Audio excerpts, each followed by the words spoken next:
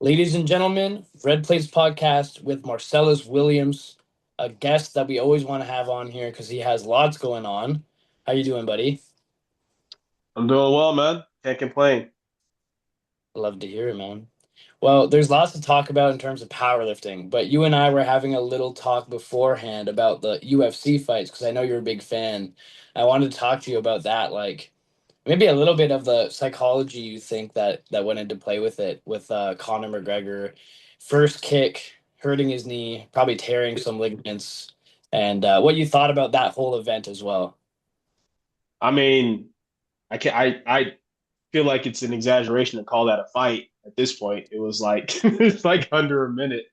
Yeah. Um, I mean, to be honest, man, I don't know how much goes into it psychologically. I think it's more so like it's been 5 years, right? It's like 4 or 5 years since he was last in the octagon.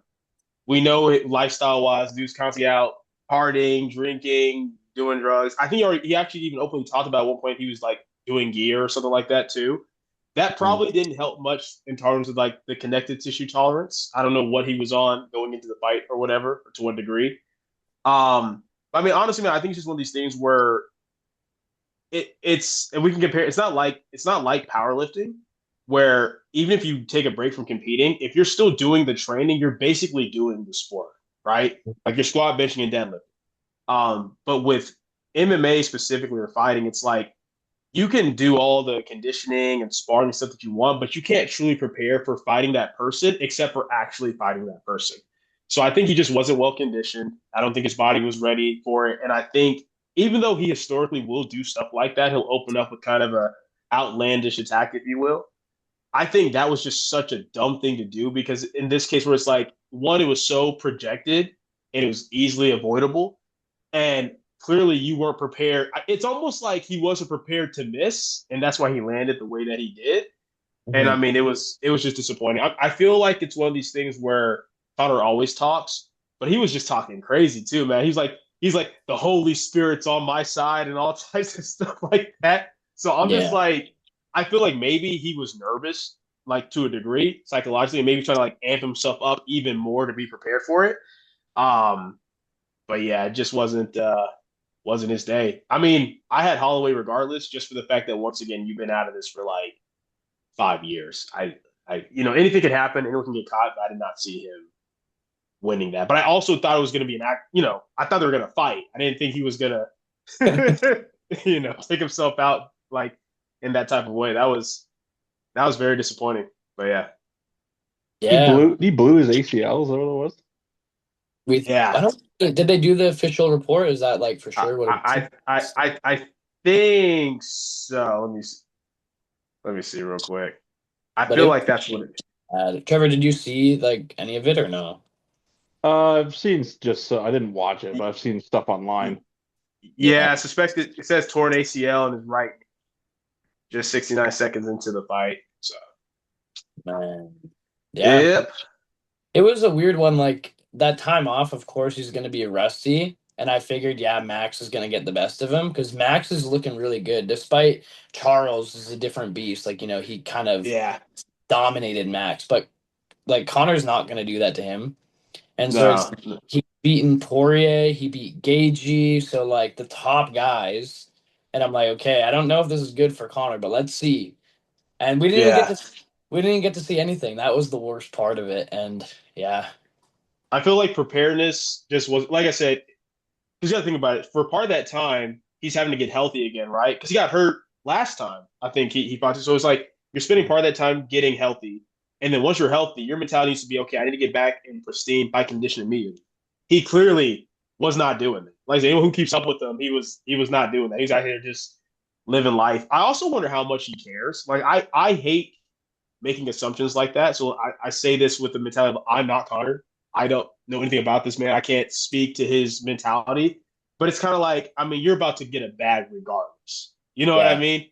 Like you're about to get, and I think contractually he's still good for one more fight because everyone's like, bro, he's done, he's done. I'm like, he might do that last one anyway just to get that bag and then be done. But I don't know. I feel like when you get to a certain age and a certain point, it's like to me, even I can't say, oh, he doesn't care anymore. Your actions speak, and his actions in terms of preparation didn't seem very. committed to me. So Yeah. I mean, he definitely has a lot going on. Like he clearly like went off the deep end. And I think he probably like deeply regrets wasting that kind of time.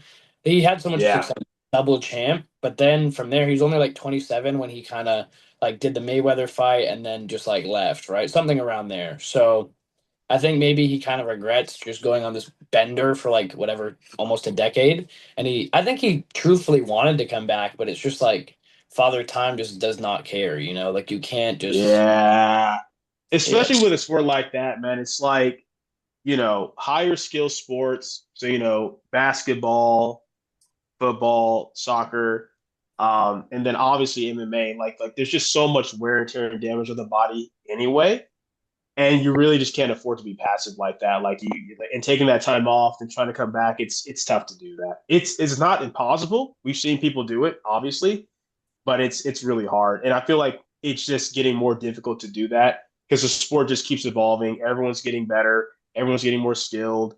Um, and with some of the rules and regulations, it's like, yeah, they're trying to keep the fighters safe, but fighters are also just getting stronger, like just more aggressive. You know what I mean? So, yeah, oh yeah. Yeah, man. The fights before, I think it was Mario Batista and Corey Sandhagen when he like I think he tore his hamstring. Like he tore his hamstring in I don't even know what the position's called. I don't know if you know, but it was brutal. And he was saying like, yeah, I was trying to break his knee. Like it's yeah, just ruthless. And if you're like a billionaire, it's like you might not have that much yeah, of like yeah. No, so yeah. And the last thing I'll say about it is like you mentioned, like he was talking about the Holy Spirit's on his side. I feel like his I don't obviously know him. I'm not like his buddy or anything, but his like relationship with God has been so weird where he was like saying he was among the gods and the gods liked him and he's yeah. friends with gods and then maybe he's like on his like spiritual journey after that, but it just seems weird. Like it seems like he might be just using it as like Yeah, a yeah, yeah, yeah, for sure. For sure. Yeah, it def I mean, I can't speak to anyone's faith or where their heart's at, man. All I know is as a Christian myself, I don't know what that dude believes, bro. I have no idea. I have no idea where he's getting some of the stuff from. So yeah. yeah, the actions are just yeah, they're not matching what you're saying. But anyway, it sucks. I wish he could have got to at least fight, you know, after that comeback if he really wanted it. It sucks that he Yeah. even if he got like knocked out, at least he got to try. He didn't even so yeah. Hey man, at least you weren't there in person. Imagine paying for that, dude. Those tickets are not cheap, like at all. I think Like, he actually set the most expensive gate again this time. And so I think that the mm, tickets were like 3K USD. And like those are the nosebleeds. Like those aren't like ringside or octagon side. God damn. yeah. Yeah, bro. Like, just imagine that. Like not even like the nice seats. Just be like, oh, 3K. I'm here for this main event, and that's what you got, bro. You got 69 seconds, and dude took himself out. And the fight before was really quick too. So it kind of just It like the night, was, yeah. It was, yeah, yeah, man.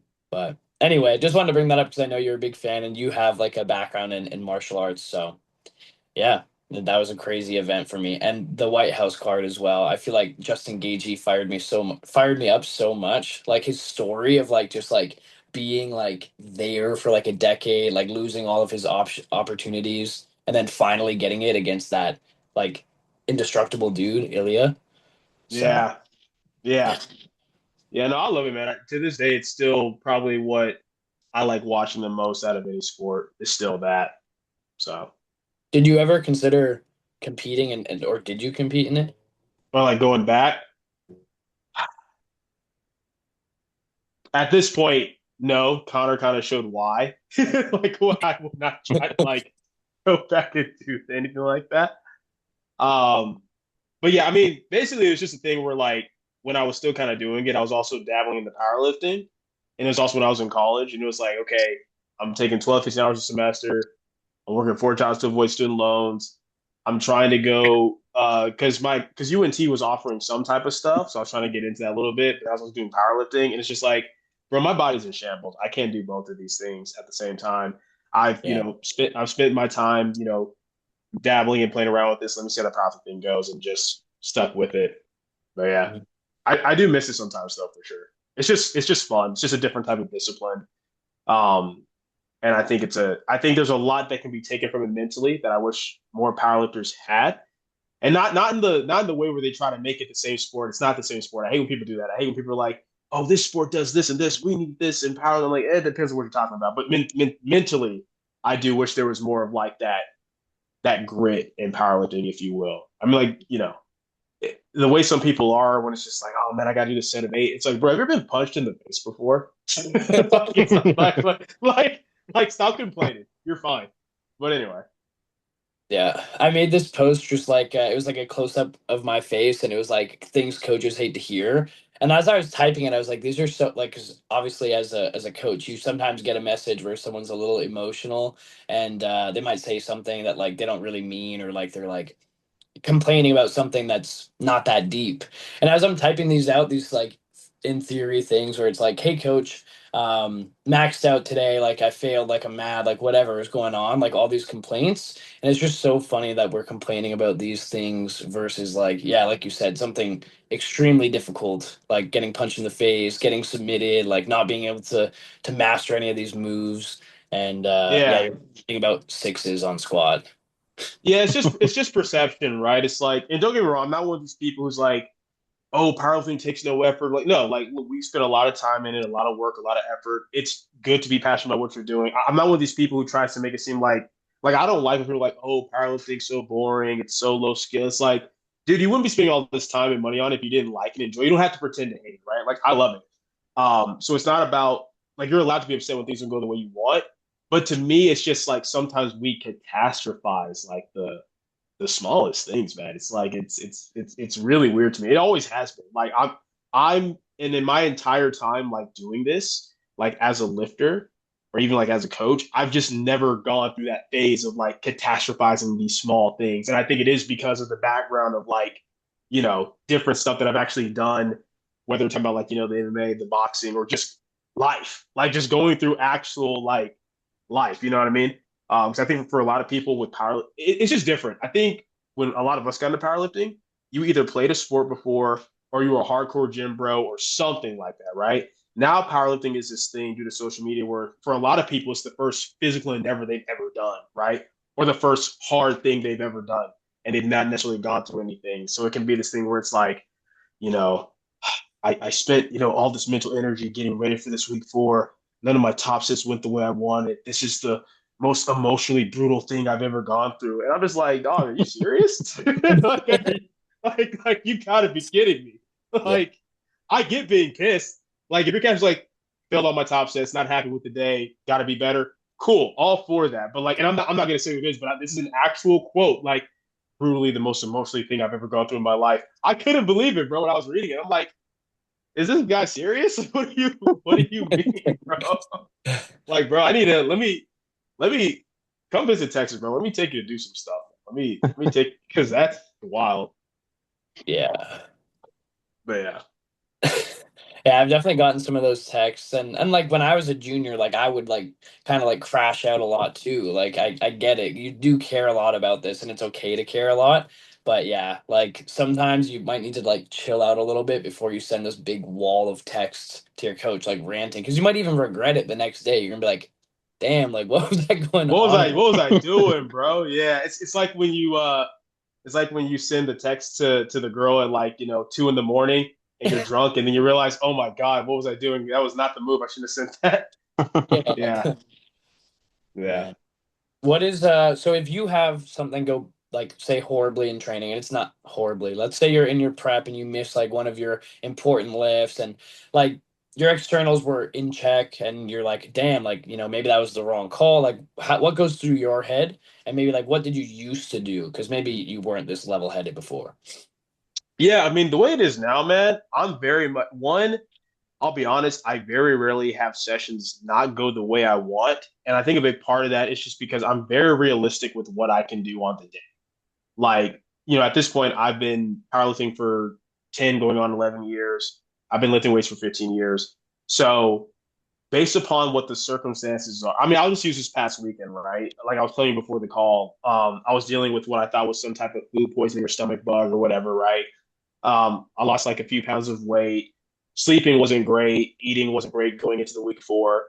But instead of just being like, oh man, I'm so done, I'm so cooked, I was just like, well, this entire block has gone great up to this point. I've already built the capacity and strength that I need to.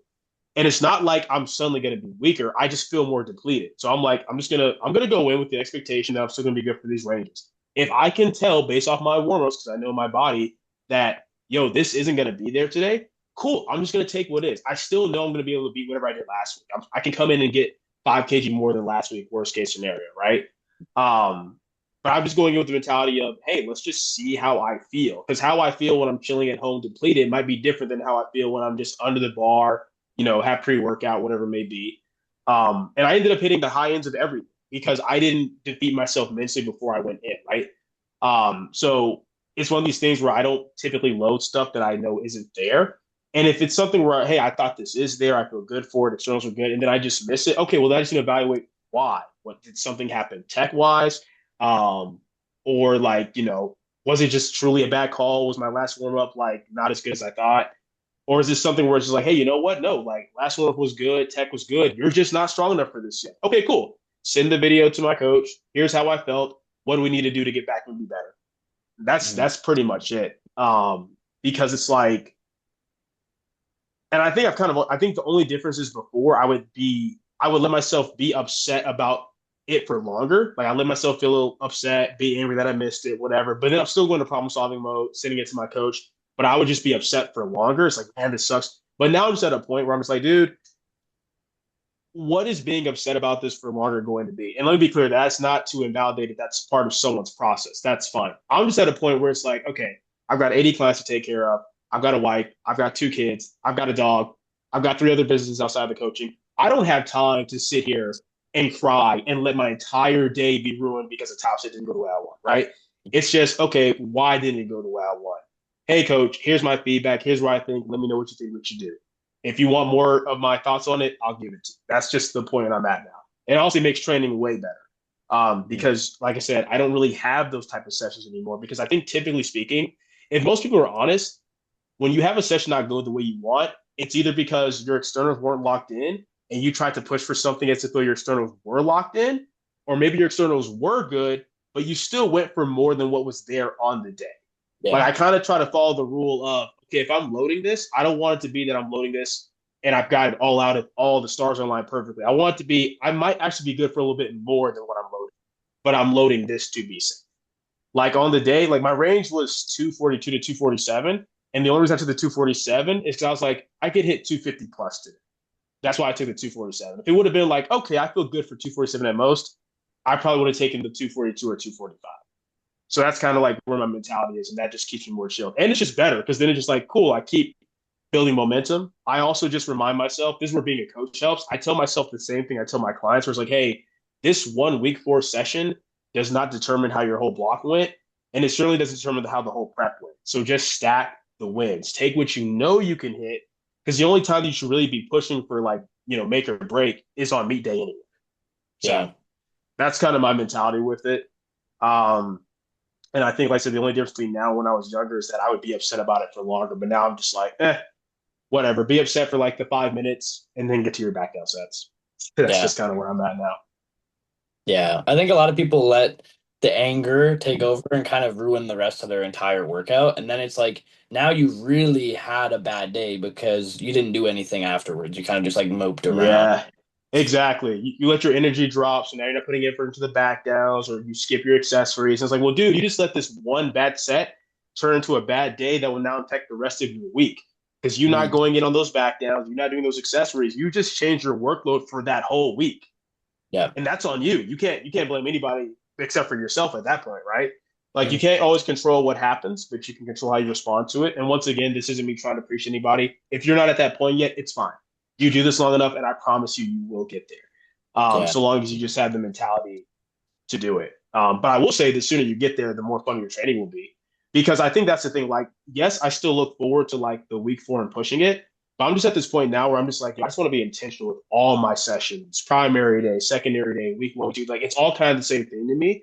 And I enjoy it all kind of equally. So I don't put as much pressure on the week 40. And I Yeah. think that's been a big thing for sure.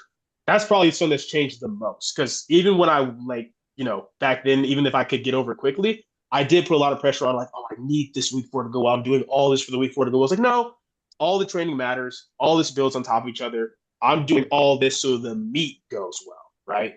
Yeah. So that's how I look at it. Yeah. I was definitely more in that boat as well. It was like a big week 4 is coming, especially if you make decent jumps throughout a block. And then you're like, okay, Mm-hmm. well, I'm going to jump like, well, depends on your strength level. Maybe you're jumping like 20, 30 keys on like week 3 to 4 or something like that as you're getting closer to the comp. If it didn't move how you wanted, like it could shake your confidence. But yeah, just trying like, okay, well, last block was good, week 3 was good. Maybe I was a little delusional, or maybe it just wasn't the day that I thought, right? So I feel you on Yeah. that. Yeah. Yeah. And it's like, okay, well, Thompson didn't go at once. So now I gotta kill the back down. So now I gotta PR the accessories. Like just shifting that mentality. It's okay to be upset, but take that energy and do something productive with it. Mhm. Yeah, I think a good way to rate your session is the level intent that you had throughout the whole thing, and rate the block as well. Because sometimes, Mm-hmm. especially with the way that I post on my page and most powerlifters do, you post your good lifts, your top sets, things that are usually successful. If you're a coach, you usually post your clients doing well. So a lot of people feel like if it didn't go well, the whole thing's a wash. But Yeah. those top sets are more for like kind of like indicators, right? To see, okay, are we on the right path, or do we need to change something, or are you not Yeah. locked? Like, is that why? So, just for Yeah. those who just go, and I used to be that person too. So, Yeah, absolutely. I mean, that's why for me, I mean, you know this, Luke, you follow me. I post every single training session. Like week 1 through 4, light, heavy, I post everything. If I make it, miss, whatever. And even with the coaching, like how some coaches like they'll only post the client recap if the meet went the way they want. I post everything. Sometimes I'll even go if the meets didn't go the way I want. I won't just do it on Instagram. I'll do a whole YouTube video over how this didn't go the way me and my client wanted, just to keep it there. One as a reminder for myself of what I could have done better, and two to show people that it is okay. This is a part of the process, whether you're a lifter, a coach, game day handler, whatever. Like that's there's ups and downs with it. But the key is, are you getting better over time? Are you having more makes than misses over time? Are you getting more refined with your craft over time? And I wish more people would do that so that people could not get so caught up in this, like just everything's a highlight, everything's a win, and everything doesn't go the way you want. Like, oh, you're so down bad. It's like, bro, welcome to real life. yeah, yeah. I often like as you get a bigger relationship with an athlete, just being on your team for longer, you can kind of relate some of the things that they've been through in the past to be like, look, you're mad about this, but you've been through like insert anything that's like drastically more difficult to deal with. Yeah. Yeah. It's kind of like, it's like the struggles that you have today, like you 5 years ago would have been thrilled to have those struggles because it means you got to a point where that's even like a thing. For sure. So yeah. Yeah, perspective helps a lot. Okay, let's make a little turn here. There's Worlds was like obviously great. I think you had 8 lifters, right? Yeah. And you Yeah. had some Canadians as well. So let's touch on that a little. And then we have to touch on Ade and Trevor and I's prediction because we did not pick Oh them. yeah. Yeah. Yeah. Suck it, Trevor. Yeah. So okay, No, it let's was it was no, it was good motivation, bro. Whether it was like King of the Lips, y'all's podcast, anytime I heard anyone doubting on it, I would just clip it and send it to them and be like, I want you to remember this. yeah. Yeah, I think I was telling you afterwards, the training was looking real good. Obviously 315 squat and I think a 200 or so bench, maybe twice, and then that 380 pull. But for some reason, Yeah. I'm like the to put it all together, I'm not too sure. And then of course he gets it done, and I mean, unfortunately, Joe Endurance just didn't show up fully, but Ade looked really ready. Yeah, I mean, that's the thing too. Because me and him talk about it all the time where it's like, yeah, you use it as fuel and stuff like that, but I don't ever take it personally because it's like it's sports. And also I'm very objective. It's like because I appreciate when people are like, oh, he's working with Marcellus now, so we can expect this, that, and the third. But I also can respect people being like, okay, yeah, he's working with Marcellus. Yeah, training looks better. But his track record shows us whatever they think it is, right? I understand that you have to prove that wrong on the platform first to change that narrative. So, but yeah, no, I mean, he locked in and got it done, man. I was like, I mean, I understand for sure, Joe didn't show up as his healthiest and Jerns didn't either. And I definitely wish them both the best if they get healthy and so they can run it back. But I almost feel like it would have been closer for sure. But I don't think it, I mean, in my opinion, I don't think it necessarily changed the result either. Just because, obviously we jumped to what we wanted from the third pool just to try to be the first to ever hit the 900 kg internationally. In hindsight, I'm glad he didn't. So that way it sets us up better for Sheffield. But it's like we could have pulled, 5 kilos less or whatever needed if we needed to, if it came down to being closer battle. And I also think he just would have been more on for that if it was like, oh, this is the pull for the win. But it wasn't, right? The second pull was. The third one's kind of like, all right, now we're just kind of relaxed or whatever. But yeah, no, very proud of Ade. And yeah, like I said, we had Kwaku and Lucas for Team Canada. So it was cool. Yeah, Worlds was cool, man. Worlds, it was very poetic being back in Lithuania again because my first time going to Worlds with clients was 2024. It was just with 4 Americans. So this time to have 8 clients and it'd be, America, Great Britain, Canada, Mexico. It was cool. It was cool. It was a lot of fun. Yeah. What was your thoughts on the judging? Because a lot of people were unhappy on the men's and the women's side, the deadlift and the bench, and then squat deadlift. Yeah. Yeah. What were you thinking when you were there live watching stuff? Yeah, it was. So here's my thing. I personally used to not like when people would sometimes overly complain or criticize like IPF World's judging because to me I'm like it's Worlds. I want it to be to the highest standard possible, right? I've always been big on that. But I think the issue is now I think we've gone beyond hitting the standards according to the rules to now it's almost like this arbitrary made up idea of just what they want to see a lift look like, right? Like regardless of someone's technique, leverages, morphology, it's like we want it to look like this. It was rough, man. It was bad. I think the two biggest frustrations I have is one, just consistency.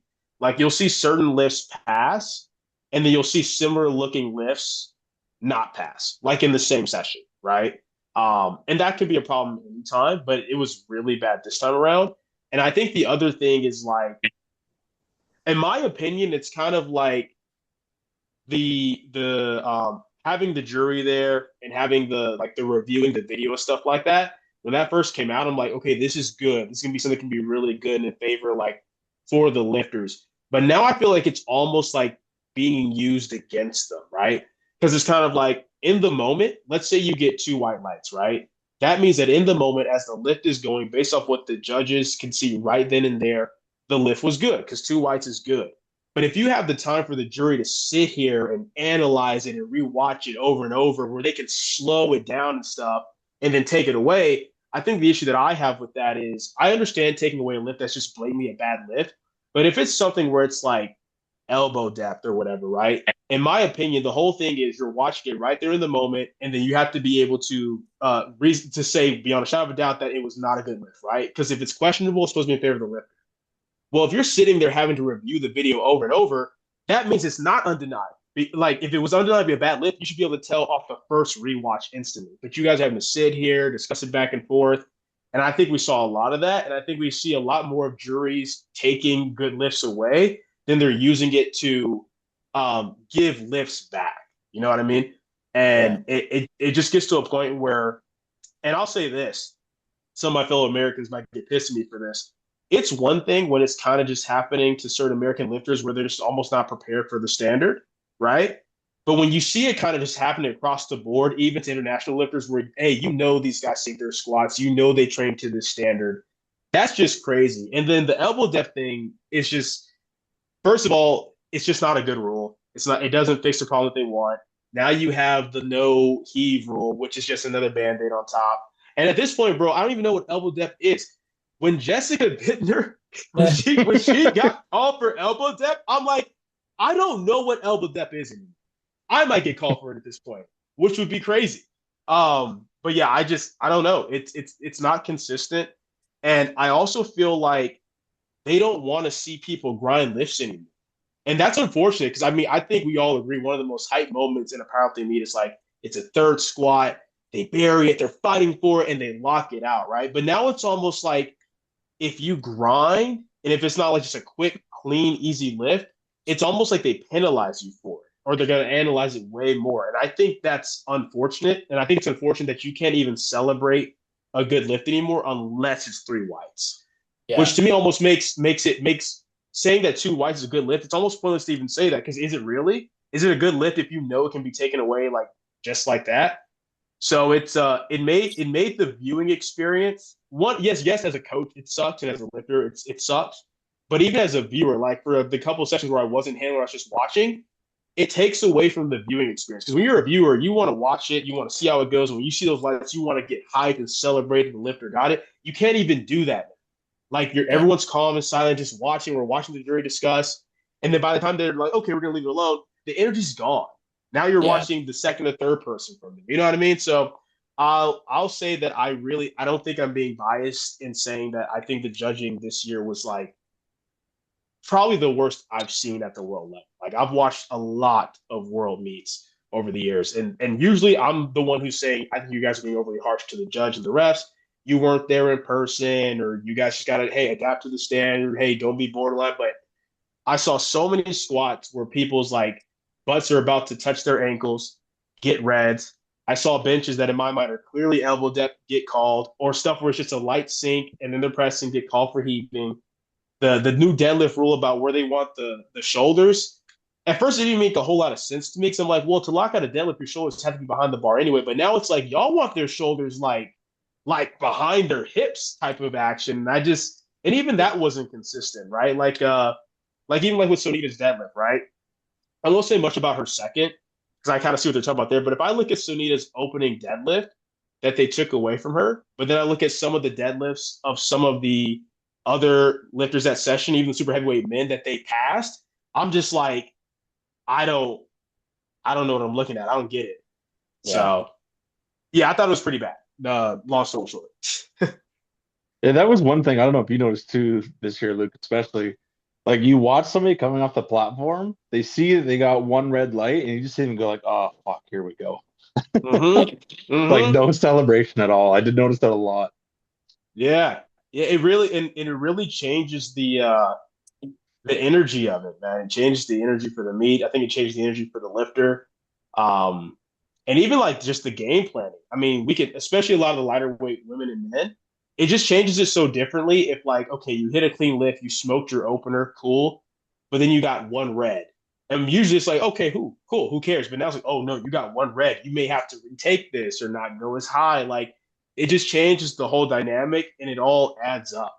So yeah, I don't. I mean, it doesn't matter, bro. We can talk about that on this podcast. It can be King of the Lifts. It can be Two White Lights. It doesn't matter. They're not going to change it, in my opinion. I don't know what it would take for them to change it, but I definitely think if nothing else, they got to rethink the bench stuff, man. That's the worst. Like the squat depth thing sucks, and so does the deadlift stuff, but that's kind of always been there, even if it was a little bit worse. But the bench stuff is horrendous, dude. Like it's really bad. Like we, Yeah, I mean, the bench you can see like five people all go in a row that have all of a very similar bench. They all kind of look the same, and two of them get reds and three of them are good. Like it doesn't make any sense. makes no sense, none at all. Like I think we saw that a lot with like the 63s. I was so confused. I was like, it is not even a thing where I'm like, oh, none of them should get it. It's more it's like, okay, well, if she gets it, then she should get it. Like I'm not seeing this difference that y'all are seeing, right? So yeah, it's interesting. Oh, and there was one more thing I wanted to mention that definitely annoyed me. So in my mind, and I don't even know if they're actually technically allowed to use by the rules. I need to look at it. But in my mind, if you get one red, right, then when the jury's reviewing it, what they should be reviewing is what they got the red for, right? And if they agree or disagree with it. But more than once, what I saw was they would get a red for one thing, the jury would review it, but then take the lift away for something else. And I Oh think that's wow. crazy. I think that's crazy. That's insane. They did that with Leanne's bench opener because she got one red supposedly for her glutes, which we didn't even see the glutes move, but they got it, but she got it for her glutes, but then the jury took it away for elbow. And I'm like, you can't do that. Like what do you mean? Like that's not what you're even reviewing, right? Right. So and that happened more than once throughout the week. So I need to look into that to be like, yo, are they even allowed to like do that? Because in my mind, at that point, okay, that's just ridiculous. That doesn't even make sense. Mm. Yeah, that doesn't seem like it should be allowed. It shouldn't be allowed. Yeah, it's like you should be It makes no sense. yeah, it should be like, okay, do you agree with what the refs on the platform said the red was for, right? Yeah. So yeah, But they only have the one angle to watch as well, right? For even squat depth. So what if you yeah, got it on the side, like, the opposite side of the camera? Then it's like you yeah. don't, yeah. Well, that's So my thing too. Is like, so the jury, if it's three people, it has to be unanimous. If it's five, it has to be majority. But I'm not gonna lie, dog. That kind of pissed me off too. When it's like when you go to the jury, and you can see it, especially if you're watching and you're spectating, because I'll be watching the jury to see what's up. And bro, half the time there's five of them, and two of them are having a conversation with each other while the lift's going on, or they're looking around talking to somebody. I'm like, you're not even watching. yeah, Like how are you like? It's like it can be like, oh, two people like say, oh, I think it's a good lift. Two people say, oh, I think it's bad. Like, oh, what about you? Oh, I wasn't really watching. Well, then you can't make it unanimous, bro. You can't make it majority. Like what do you do? Like you're literally there to do one thing. So it's wild. definitely as a viewer too, right? Even at home, I see two whites and I'm like, I'm not even excited for them yet. And then Yeah, if like with the announcing too, like they're obviously moved on to the next lifter and it's like, okay, did they overturn that? Like you don't always get to hear it. And it's not the yeah, announcer's fault. It's like it's just crazy that half the time they're taking it away like a minute or so after. yeah. Yeah, I You swear want to there's a know? couple times you don't know until they come back around that they actually ended up not getting. Yes. Yeah. Yeah. When you're watching the live stream and stuff. No, absolutely. And I'll tell you this right now, dude. I promise you, this is how you know it's bad. Because Ryan and Amelia are super professional all the time. Very rarely do they say anything about the judging or whatever. But so many times with those live streams, you hear them being like, "Yeah, I don't get that one, or I don't know what's going on." So that's how you know it's bad, dude. That's how you know it's really bad when it's like when it's at to that point. And look, I don't, I don't like to feel like I'm attacking the refs and stuff like that because hey, you're taking time to do this, to volunteer, and all that. Um, but I just feel like, and I think it's all kind of compounding together. We were talking about this on the Powerful Now podcast we recorded a week ago, but we think part of it is that the jury got so caught up with taking lifts away over and over, and we wonder if it's created this mentality for the refs where it's like, okay, they keep disagreeing with the lifts that we're saying are good. So maybe we're not holding ourselves to a strict enough standard. So let's just create this super strict, rigid standard. And unless it's that, then we're not going to give them white lights. And it's just like you need to go by what the rules say. It's Yeah. not about if it's as deep as you think it should look. It's is the hip crease below the knee? Is the elbow that you know what I'm saying? And if you're like, I'm not sure, then you give them a white light. Yeah. That's what the rule says. And I feel like we've completely gotten away from the whole, oh, if you're not sure, go in favor of the lifter. It seems more like if you're not sure, you're just taking it from them. Yeah. So yeah. The judging seemed more strict. Like the jury was always taking stuff, but the judging did seem strict, like automatic, like no, just like 2 to 1, like, Yeah. and then the jury's not going to Yeah. give it to you. Like more times than not, if Yeah. it's two reds, like if you watch, well, obviously in person, but the coach is walking over and they're like, get out of here. Like, like Yeah. that Yeah. happens all the time. Yeah. It's interesting. And I even look at it from the standpoint of like, let's say you get two reds, right? Um, and you go to the jury, and the jury actually disagree with one of the reds, but they agree with the other red. Well, I'm like, well, if you disagree with one of the reds, that would make it a two white lift. And if it's a two white lift, that should be good. And that's how I would kind of approach it, right? Like if I were in their position. And it just seems like it's unfortunate because in my mind, the judges are there to make sure people are following the standard so that no one's, not following the rules. And then the jury is there to make sure that there's true adherence and fairness, right? But it just doesn't feel that way. It's like I hate to say it, but it feels more like the judges and jury are there to be against the lifters. That's what it feels like. Which is unfortunate because obviously, like I said, they're taking their time, they're volunteering, and we can't run the meets without them. But I just keep thinking about how much time and money goes into being able to compete at Worlds. And imagine like, and I don't mean like some, well, the community's kind of split on if that was a good lift. Now I'm talking like we all watch it. We all like, bro, that was a good lift, and they don't give it to you. Like that's tough. And Yeah. I think that's the biggest thing. I've typically when people complain about a lift not passing, it's always they were like, well, I can kind of see why it didn't. But there was just the first worlds where I saw so many lifts where in my mind there's no way that's not a good lift, and they just weren't being given to them. I'm sure you guys probably saw that and agree. Yeah. Mhm. Yeah. There's not like a lot of distinct ones that I can remember off the top of my head, but I do know watching it, I was like, how? Like what Yeah, like what are you guys talking yeah. about? Well, I think that's the problem. The fact that you can't remember distinct ones is because there were so many. Todd. There were so many where it's like, what are y'all doing? What are y'all looking at? Yeah, because I think 2025, I strictly remember Gustav's squat where I was like, oh, I think he got Yeah, that. This time you're yeah, right. There's too many for me to like point them out, like to remember. yeah, Gustav's one, I was like yeah, offended for him. I was like, man, that was good in my mind. Like, I don't really see how they, yeah. but then this year it's like everyone. And keep in mind, most people typically only are watching like the A flights or whatever. Um, but bro, there was, I mean, it happened in the A flights. Bro, there's people who flat out bombed out on bitch because of these rules. Like that's crazy. And Yeah, it's one of these things where it's like for some, I feel bad because for some of these people, this is the last thing I say, so we can move on to whatever other topic you guys want to talk about. But it's to me, it's at a point where like, okay, when somebody is literally at a point where they are flat backing as much as they can, they are internally rotating their shoulders as much as they can, they're touching up here, and it's still not elbow depth. What are they supposed to do? yeah, Like physically, what can they do? You know?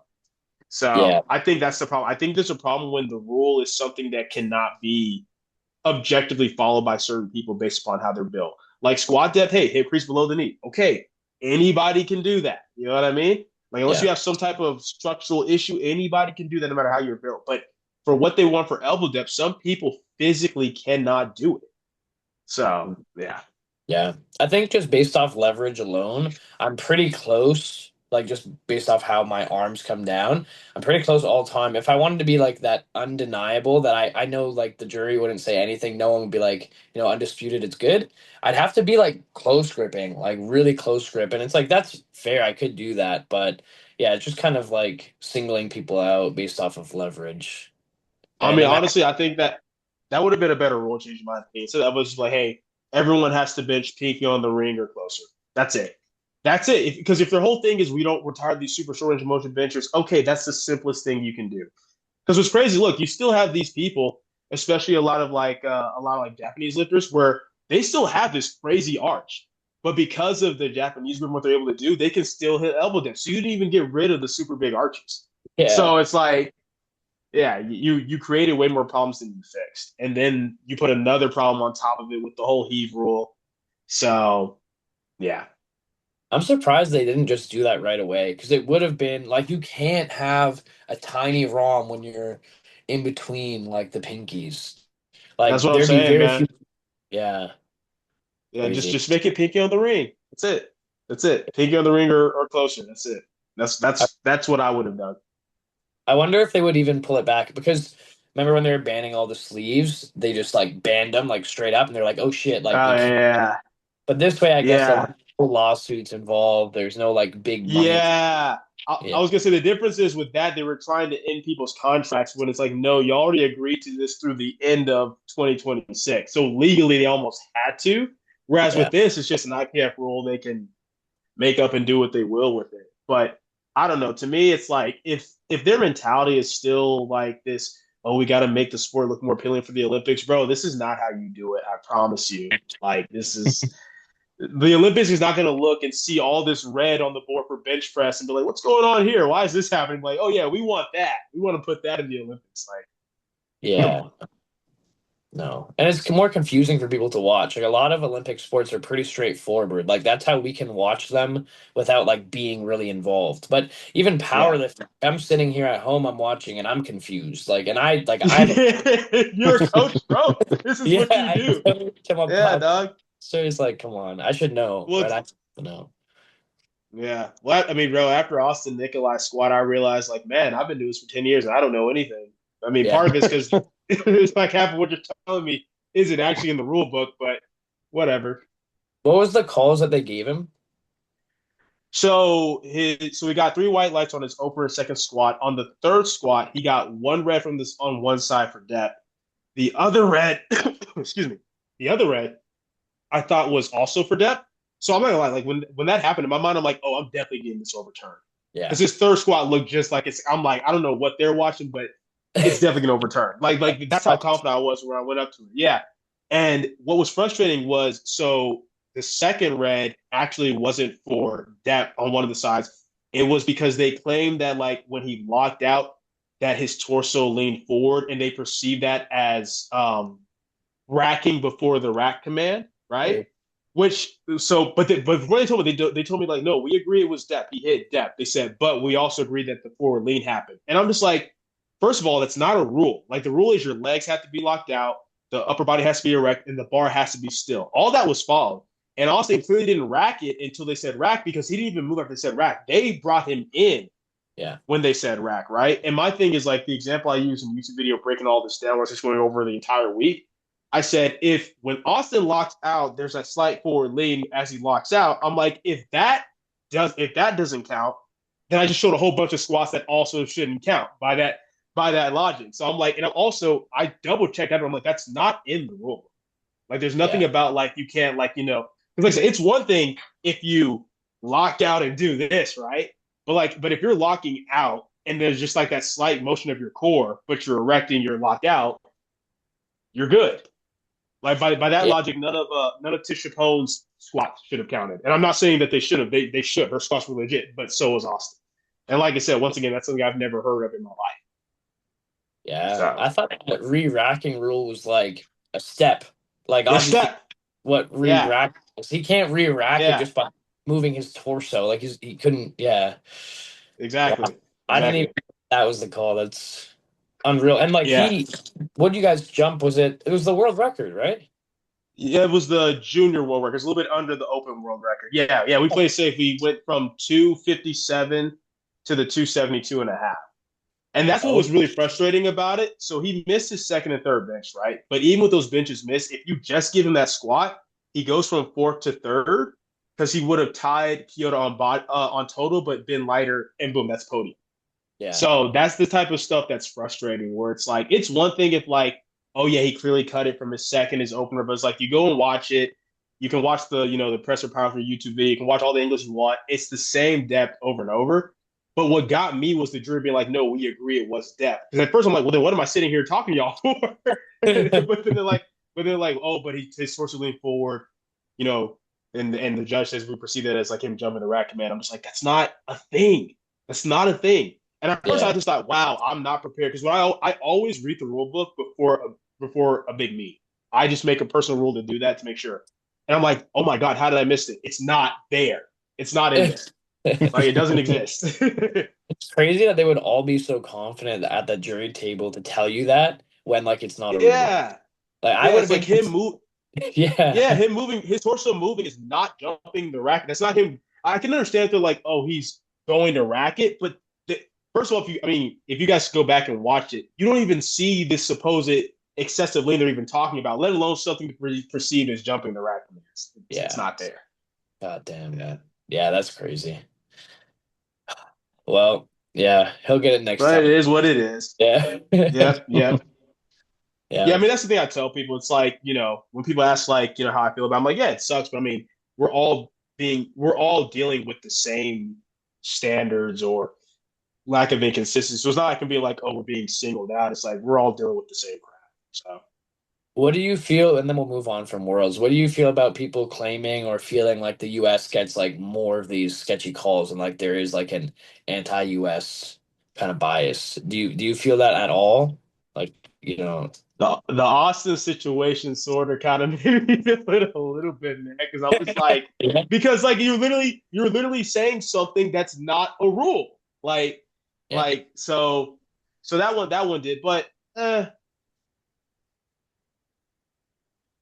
I'll say this: I feel like the standards and like the randomness of what you were getting. I think we saw that happening with everyone, kind of regardless of nation, for sure. I do, for a fact, still think there are certain refs and jury members who don't like the U.S. for no other reason than I hear them openly saying it and making jokes. I'm not gonna say names and stuff like that, but there's some people they're very vocal with how they feel about the US. And I'll say this, I kind of get it to a degree. Not necessarily like for myself or for my clients, but for a lot of them, they feel like, oh, the US is like they're very standoffish or they're very like arrogant, like they stay in their room all day, then they compete and then they just leave. And for a lot of them, I think before like a lot of my clients and then the group that came this year, I think a lot of it was like that. But a lot of us, we're not like, man, we're there every day. We're in the audiences, we're interacting, we're having a good time. So I'm hoping that perception changes more and more. But I do think there is like some of that. And to a degree, it's true. I mean, a lot of times we do think that we're, the best. That's I'm not gonna deny that. But as far as how much does that influence the judging and stuff, this year, I think it'd be hard for us to make a case that it's just the U.S. I think a lot of people from a lot of nations got screwed. Yeah. Yeah, for sure. They're killing everybody. I don't feel like this year it looked like there's any bias. I Nah, could understand like nah. some of the argument before, but everyone was getting slaughtered here. Yeah, and like I said, Yeah. having had clients from four different nations, yeah, I don't think I saw like U.S. targeting like compared to others. I mean, like even Lucas had a really rough day, and a lot of it was not missing lists, but it was the calls he was getting, right? So yeah, Yeah. Yeah, you guys had a really good first meet, Lucas, at Canadian Nats. And funny enough, we were talking about like predictions. Like I knew that you guys were gonna do really good together, but I didn't think that in yeah, like the 7 weeks. Like I picked Matt in that yeah, situation. Full yeah, transparency, I just thought maybe it won't go together that well because it's pretty different the way that you guys are gonna train versus what he had. You guys nailed it, yeah. and sucks he couldn't put together another crazy day because he looked ready. Yeah, yeah, no, I'm proud of him. I mean, obviously he was very disappointed in himself, but I told him, look, man, you're young. This is our second meet together in like a 5 block in total, like time frame of what we had. I was like, you're only gonna get better from here. This is not define you. Let yourself feel everything you need to evaluate what we can do to be better, and let's come back and be better. And that's the big thing that I'll say too. If it's something like you're getting called on squat depth or you're getting called for something like with your deadlift lockout or whatever, if it's a thing where it's like, hey, I'm doing everything to the perfect standard I can, you're getting called, there's nothing you can do about that, right? But if it's something where you are honest with yourself, you're like, okay, could I be squatting a little bit deeper? Yes, do it. Could I be a little bit clearer in my deadlift lockouts? Yes, then do it, right? And I think that's my biggest thing. Before I want to ever complain and whine about like the judging or the rest, my first thing is like, what can I do better as a coach? What can my lifters do better as lifters, right? I think that's what we have to do.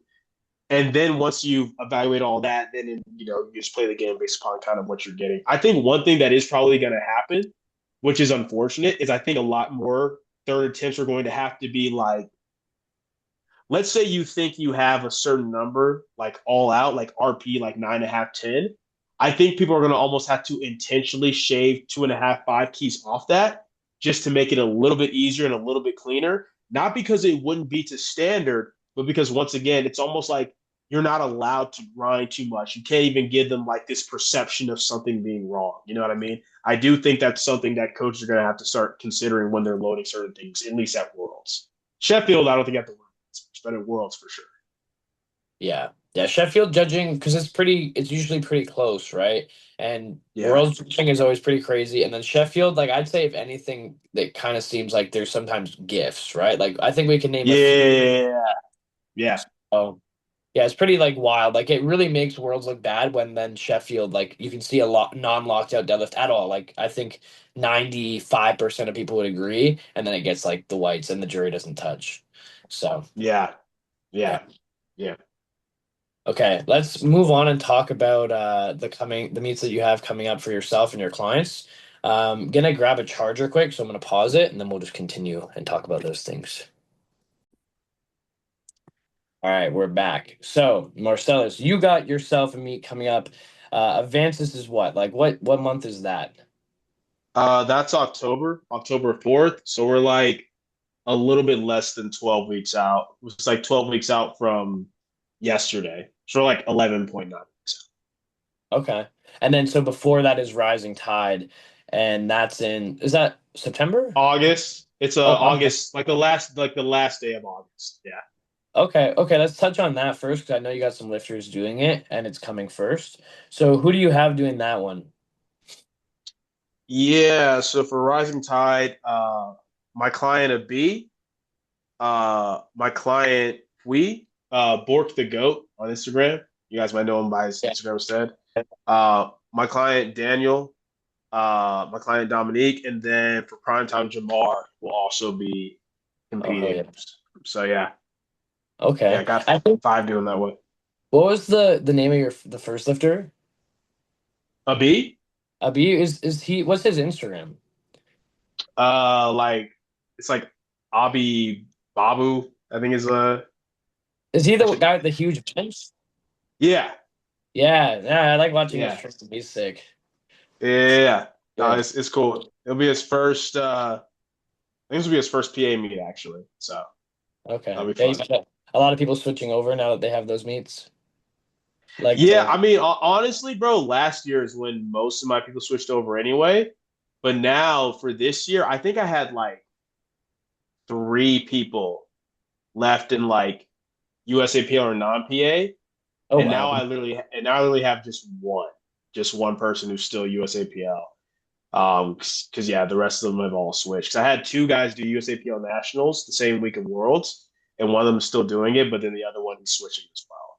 So Damn. Okay, because I don't have as many American clients, obviously being a Canadian, but I still have a decent amount in the USAPL. Do you find like it's maybe because you're in PA that everyone's doing that, or do you think a lot more people are moving over? I think I think the great exodus happened more like 2024 and 2025. I think now at this point, the remaining ones of my clients who have moved over have been has been one because in their area there's finally maybe a few more meets available. Because I think that's the biggest thing holding people back is that like if you live in Texas, you can do USAPL or PA. There's meets for both pretty much every weekend.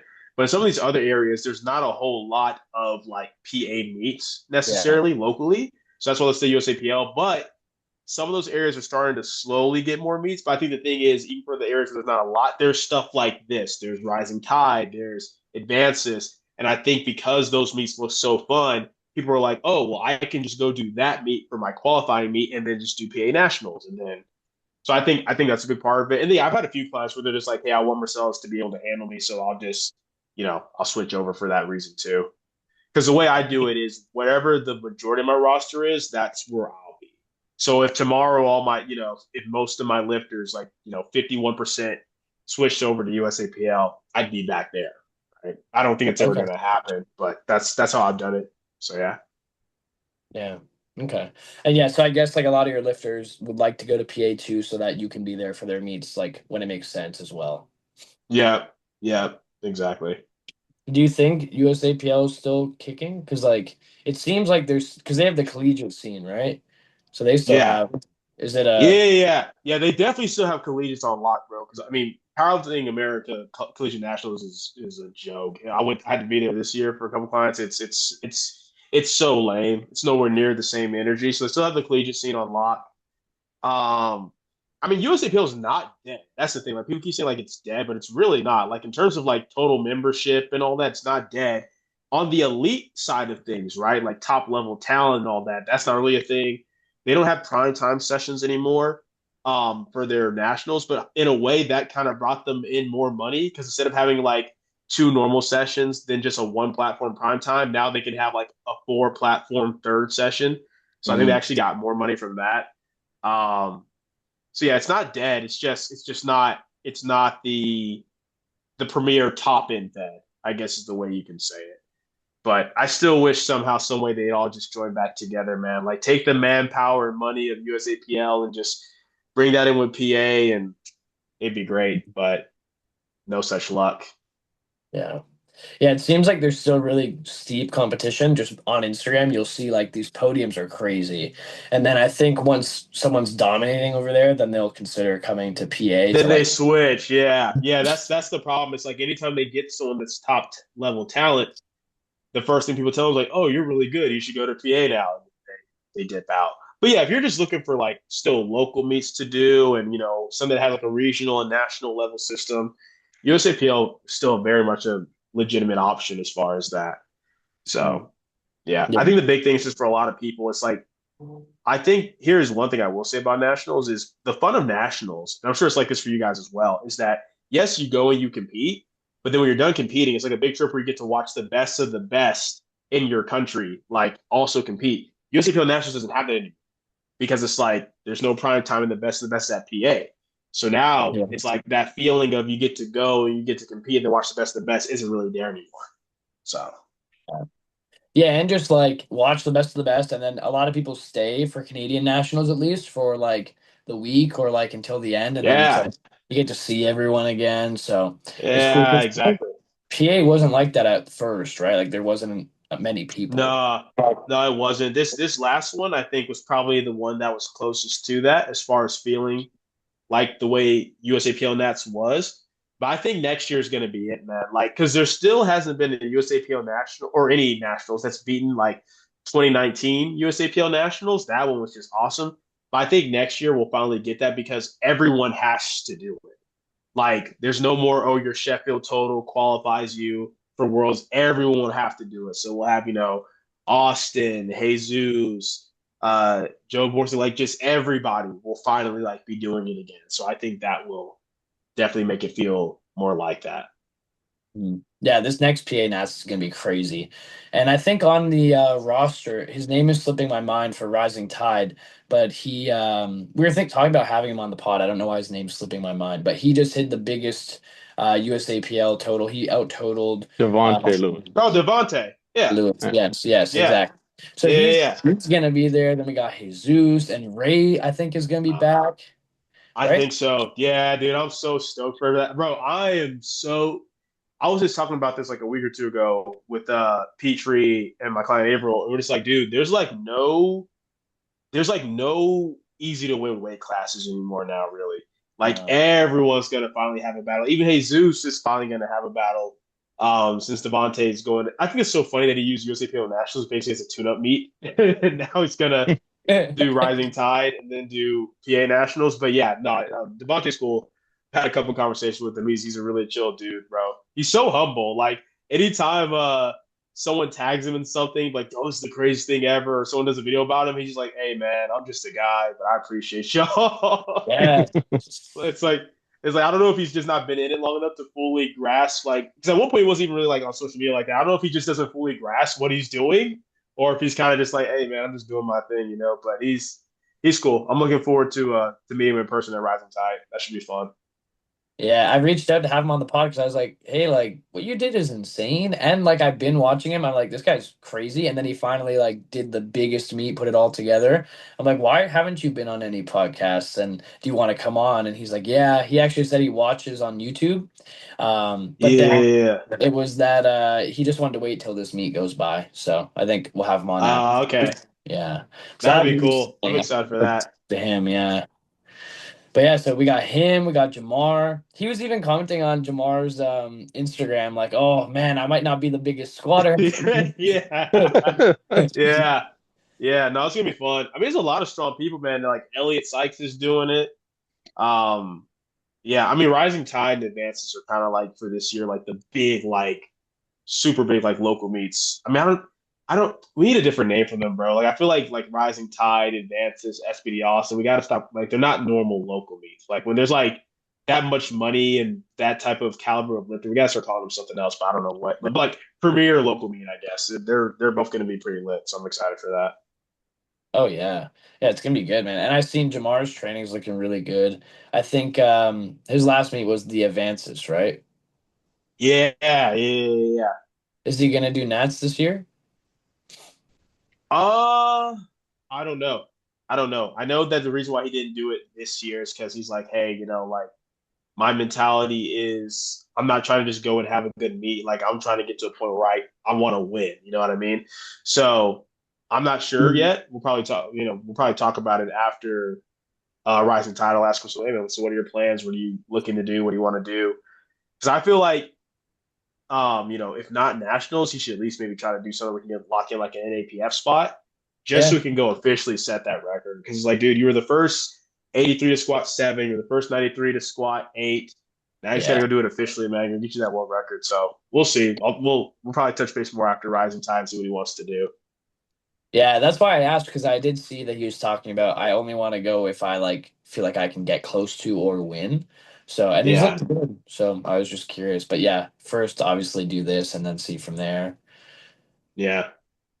Do you think Devontae, Jesus, and Ray, if that clash happens, it'll be the biggest thing that powerlifting's ever seen? I mean, dude, if they all show up strong, then I mean, total wise, yeah, that's gonna be like it's gonna be like insane. At least on like the raw testing side, right? Like 'cause Mm. we've never had that. I think we've never even had Jesus versus Ray. You know No. what I mean? We never No. even got to see that. And I know at this point, obviously, Jesus would win that most likely, right? But to have Jesus, Devontae, and Ray, and it's like that's the last day, so everyone else has already competed. They're all gonna be chilling, eating, drinking, just going crazy, watching it. Like, yeah, that'd be sick. That'd be so awesome. Like I said, it would truly feel like peak American Nationals again with stuff like that. So yeah, I think it'd definitely be like top three, probably craziest things for sure. Yeah. Well, because we were gonna see Ray and Jesus, and then the ban happened for I think it was a stimulant or something, like nothing crazy Yeah, serious. Yeah, that was yeah, like because Ray was looking really good at that point in time too. And it's like obviously yeah. Jesus is Jesus, but it's like, okay, this is like not a bad time for this to happen. Yeah, Yeah. yeah, I'll be excited to see how it goes. Um, and I think what will be cool is like, because obviously Jesus has been dealing with a lot of life stuff lately, especially like with like the loss of his mother and whatnot. And obviously, it's going to play a role with things. And shout out to him for still pushing through and still showing up to Worlds and stuff like that.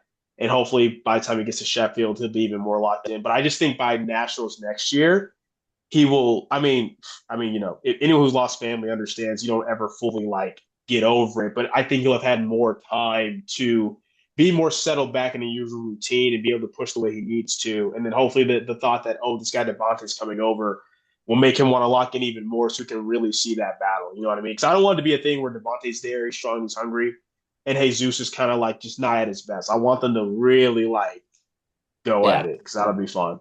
Yeah. Yeah, 100%. Yeah, hopefully that works out for timeline for Jesus because yeah, obviously it's not easy, but we'll definitely see them go full at it like in the future too. Because I like Devontae's so new and Jesus has just been doing this, and he's still super young. So Yeah, that exactly. like he's Exactly. actually gonna have like battles, and it's always like an American pretty much like coming up like even with Perk like in Austin, right? It's like that's gonna be Perk's hardest battle. Even like say even if he wins by a significant amount, it's like, gonna always be his hardest battle is gonna be at home in the US. Yeah, it will be interesting too that the fact that this will be the first Nationals Austin's had to do since like 2024. Um, and this time when he does it, there'll actually be someone who at least who can total 800 plus, right? So yeah, it'll be fun to see that too. I'll be curious to see what type of progress Elliott makes between now and then. Because my thing is like even where it is right now, it's not like I wouldn't call it like crazy close in the sense of, and that's no disrespect to Elliott. Like I mean, Elliott knows it too, but it's like I mean, it's like Bob's total is closer to Rondell than Elliott's total is to Austin's, right? But if Austin does what I think he's going to do at Sheffield, then it's like I mean, it's really not that close. I'll be excited to see where Elliott's at by that point.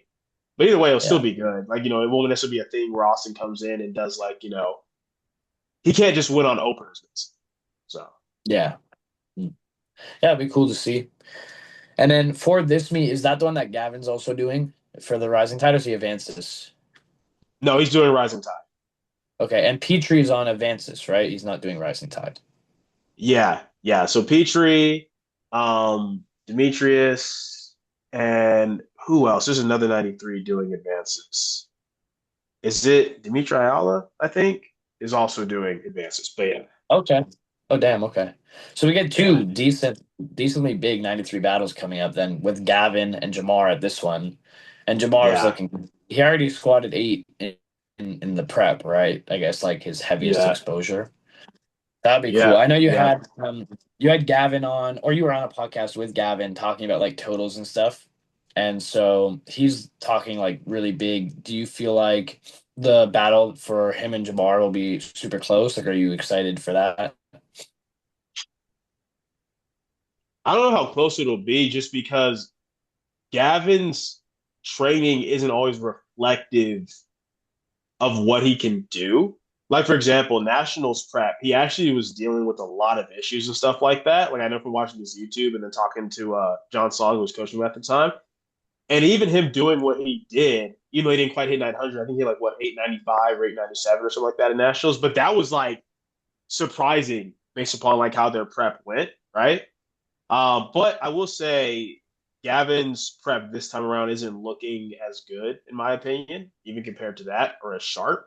Whereas Jamar's training is looking fantastic. So I don't know. I mean, obviously, it always comes down to the day, right? But I will say, if just with Jamar's subtotal being where I'm kind of expecting it'll probably be, and the fact that I feel like he's got like really good pacing down with his deadlift now and having that show up. I mean, like even at his last minute advances, the deadlift showed up really, really well.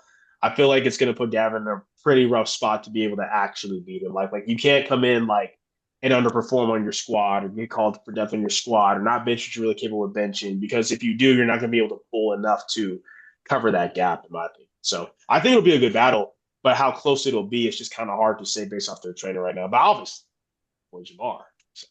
Yeah, yeah, for sure. Now imagine you're like, oh, I think Yeah, Gavin's no, got I think it. I think Jamar's Gavin's gonna beat missing. him. Be like, Yeah. No, imagine y'all just clip that. Like, I'm clearly being sarcastic. Yeah, bro, Gavin's gonna beat Jamar. I'm gonna send it to him right now. Yeah, right after That's this. crazy. That's It's gonna be good. crazy. Is that GL? Is it a GL based meet then? Yes. Yes, yes. Yeah, because that's the other thing Okay. too, is like it's like, okay, like who's cutting forward versus not, how much they're gonna cut or whatever, right? But yeah, I mean hopefully they both do. But yeah, it's a GL meet. You think Okay. Gavin makes weight or Yeah. no? No, I think if he intentionally tries to cut this time, he will. Yeah, because I think the last time he did was 2024. So I'm gonna give him the benefit of the doubt and be like, all right, I think he's good since he's done it since then over the He's past looking couple of pretty years. thick. He is. That What is was that? true. That is true. Big? Oh, yeah. He's He's a looking big He's pretty guy, looking thick. pretty man. thick. Like Yeah. he's a big dude. I remember when I Yeah. met him and Jamar the same day. They're both so big. Like it's crazy. Yeah. Both 93. Like I haven't met Keiko or like I guess Keiko would be another one to compare them to, but they just I don't know what Keiko looks like compared to them, but they are just so round. Like it is crazy that they're even like Yeah. No, Keiko's nowhere near as big. Um, like in terms of like overall muscularity. Like Keiko just has like he's kind of just like built well to like sit in the class basically.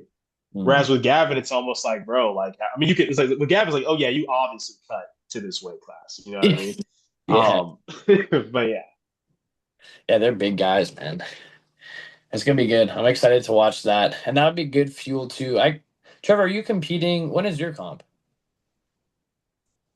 Uh, 14th, right? August m 14th. So you'll be middle of fresh. August, something like Damn, okay. Gavin's gonna see what you do and just chip you. that. Fuck. He's gonna need that 975 or whatever bullshit he said. Yeah. Yeah, Marcellus, you guys were talking on that podcast and he was talking about the 1,000 plus. Do you feel like obviously that's very ambitious. I think he's talking about in the future, right? I don't know what timeline he said. But do you think that the 93s will get there? Like do you see that happening? Or do you think because it's always so close, it'll be like that's like a decade away? Ah, I don't know, man. I've got like if you're asking me, do I think it's possible that a 93 can hit 1,000 one day? Then it's like, sure, yeah, I think that can happen eventually. But I guess my thing here's the issue that I have when people throw out certain numbers and stuff like that, right? And this isn't direct towards Gavin because, like, so for context for those listening, the podcast wasn't even about it. The podcast was about like the psychological aspects of coaching and lifting. But at the very end of the podcast, the host asked us, "Hey, you can ask the person one question," and I wanted to know if Gavin, when he says 93 should be hitting in the thousands, and like I believe people hitting 1,000, I wanted to know if he actually meant that or if he was just saying it for like social media. And he actually believes that he can. And he believes that 93 should be capable of that. So one, I respect that, and two, I respect that thought that hey, a 93 could do this one, right? I mean, because you take someone like like you got Will Ball, who's only 20 years old, and see what he's doing now, right? But here's the issue I have with it. If we look at say like the 120s, right? Only two of them have hit over 1,000 in the competition, right? That's Rondell and that's Bob. That's in the 120s. Anthony McNaughton, a lot of people have been putting, 1,000, kg on him and stuff like that. I 100% think he's capable of it, but he still hasn't done it, right? And then even Will, yes, he's hit 930. That's awesome. But we're talking about 70 more kilos added to that, right? And we have to remember, even when someone, because I think people get caught up on like, oh, this person's young. Okay, yeah, their biological age is young, but look at their training age. Look at where the momentum is at. And we all know that you get to a certain point when you hit a certain threshold of load and strength, every little detail starts to matter more. Your recovery, your technical efficiency, what happens if you get hurt, how much does that set you back by? You know what I'm saying? So it's not that I don't think it's possible. I just think when people throw numbers out there like that, it makes people, including their audience, no longer appreciate what they do up to that point. Yeah. Like, dude, if a 93 hits 950 or 960, that is huge. That is insane. That is absurd. But guess what? No one's going to care because everyone's like, oh, but Will said he thinks he might hit 1,000, or guys even think he might be good for 1,000. So that's the problem that I have with it. I think it's like, if you just ask in general, hey, do you think I could hit 1,000 kg one day? My answer is yes. But if you're asking me like, oh, do you think that's happening soon? No, because Yeah. no one has given me any reason to think so. Even Will hasn't given me any reason to think so. Like, having been a part of directly handling him at Worlds and the great, amazing day he had, yeah, there's room on that deadlift for sure. But it's like, I'm not looking at him being like, oh my gosh, this dude's hitting 1,000 like in the next year or two. Like, no, I don't think that. And that's not any hate on anybody. It's just the fact that I think it's going to take longer. Because I think with each new milestone of strength that they hit, there's new circumstances and issues that arise with it. And maybe that's where my perception is coming from because I work with lifters that have hit some of these lows and these thresholds, right? Like Ashton and Bob, and I know kind of what goes into hitting some of these weights. I think I understand that it's not as simple as, oh, I got this strong this fast, so I'm just going to keep replicating that. We know that's not how it is. Very rarely is that, right? We can even use like Joseph Bornstein, right? He hit 900 kg. And everyone, when he first did that at Nats last year, everyone's like, bro, he's going to be like in the mid 900s by next year. And he's not. His best was what, the 904 at Advances, right? Now, mind you, he had like a bunch of back to back meets. He was hurt. Nothing that I'm saying is against these people. I want to see them all do well, right? But it takes time. It's like Yeah. in life circumstances happen, all that type of stuff. So I just think it gets a little bit crazy when I don't know. I just want to know when did 1,000 kg become the new like 500-pound squat? You know what I mean? Like, hey, bro, if you just work hard enough, anyone can hit a 500-pound squat. Now it's always that number, 1,000 kg, 1,000 kg. How do we go from like, you know, Rondell's the only one who's done it to now it's like you got 93s, you got 105s, you got everyone being like, bro, this people being like, bro, I think if Austin just went 83, he could hit 1,000 kg. Like, what are y'all smoking, bro? What are y'all talking about? And I love Austin. Like he is. Yeah. I mean, Crazy. people would say arguably, but in my opinion, he is like the greatest powerlifter of our time, of this generation. But no, I don't think if he goes 83, he's just gonna instantly hit like 1,000 kg. That's crazy. Yeah, still off the top No. of my head, I Yeah. think there's I think a still lot of under. people when they talk, maybe you go ahead, Oh, Trev. My Wi-Fi is bad, I think, or something. I didn't hear you talking. You go. oh, I was gonna say off the top of my head, I still think there's under 20 people that have ever done 1,000, and almost That's what all I'm of them are saying. 350 pounds. There's the guys with failed drug tests. Like, it's Yeah, still extremely rare. I mean this at this past Worlds, the super heavies, the 120 pluses. This was the first time where like however many of them went over 1,000 like ever, right? I can't Yeah, remember the exact number that it I don't think was. there's ever been more than two or maybe three, and I think there was five of them. That's what I'm saying. It's like I don't think people think about that. It's like these are people who not just are heavier, but quite literally. can optimize their recovery probably further than anybody else because there is no weight cap limit. They can get as heavy and eat as much as they want. And what you're saying is you expect these people, especially some of these younger guys, who, mind you, are still going to grow and eventually have to start doing water cuts, gut cuts, all this manipulation just to make weight. And you're telling me that you're just expecting them to, like, they're just going to stick with, they're going to hit 1,000 kg like in the next year or two. I'm like, y'all don't understand how exercise physiology works. Y'all don't understand how training stimulus works. You don't understand how life circumstances change. And I think the thing is, it's like, and this is kind of like a controversial thing, and I'm not sure exactly where I stand on it, but I think a lot of people have the mentality that these lifters are hitting this stuff super young, and therefore their ceiling must be much, much higher. What I think it is, I think people are getting closer to their ceilings earlier because the programming and the training is so much better, and they're getting involved in it at a younger age. So we're seeing that, but it's kind of like if you take someone who's say like 20 years old and all you look at is, oh, they're 20 and they're hitting this, okay, cool. But if you look at it from the standpoint of, oh, but this guy's been lifting since he was 14, 15 years old, okay, that's 5, 6 years of weightlifting, right? So that's a little bit different in terms of what you're looking at. And I think that's why, yes, they're getting stronger faster, but then they're hitting these walls pretty hard and trying to figure out, oh, what do I need to adjust to get around it? Because I think a lot of the methods that we were using to get people stronger, like more steadily, where they were kind of able to run some of this programming for like years, a lot of these newer lifters now, you're getting the complete product of that programming. So you're making progress faster as a result, but then you're hitting these walls quicker too and have to figure out how to work around Yeah.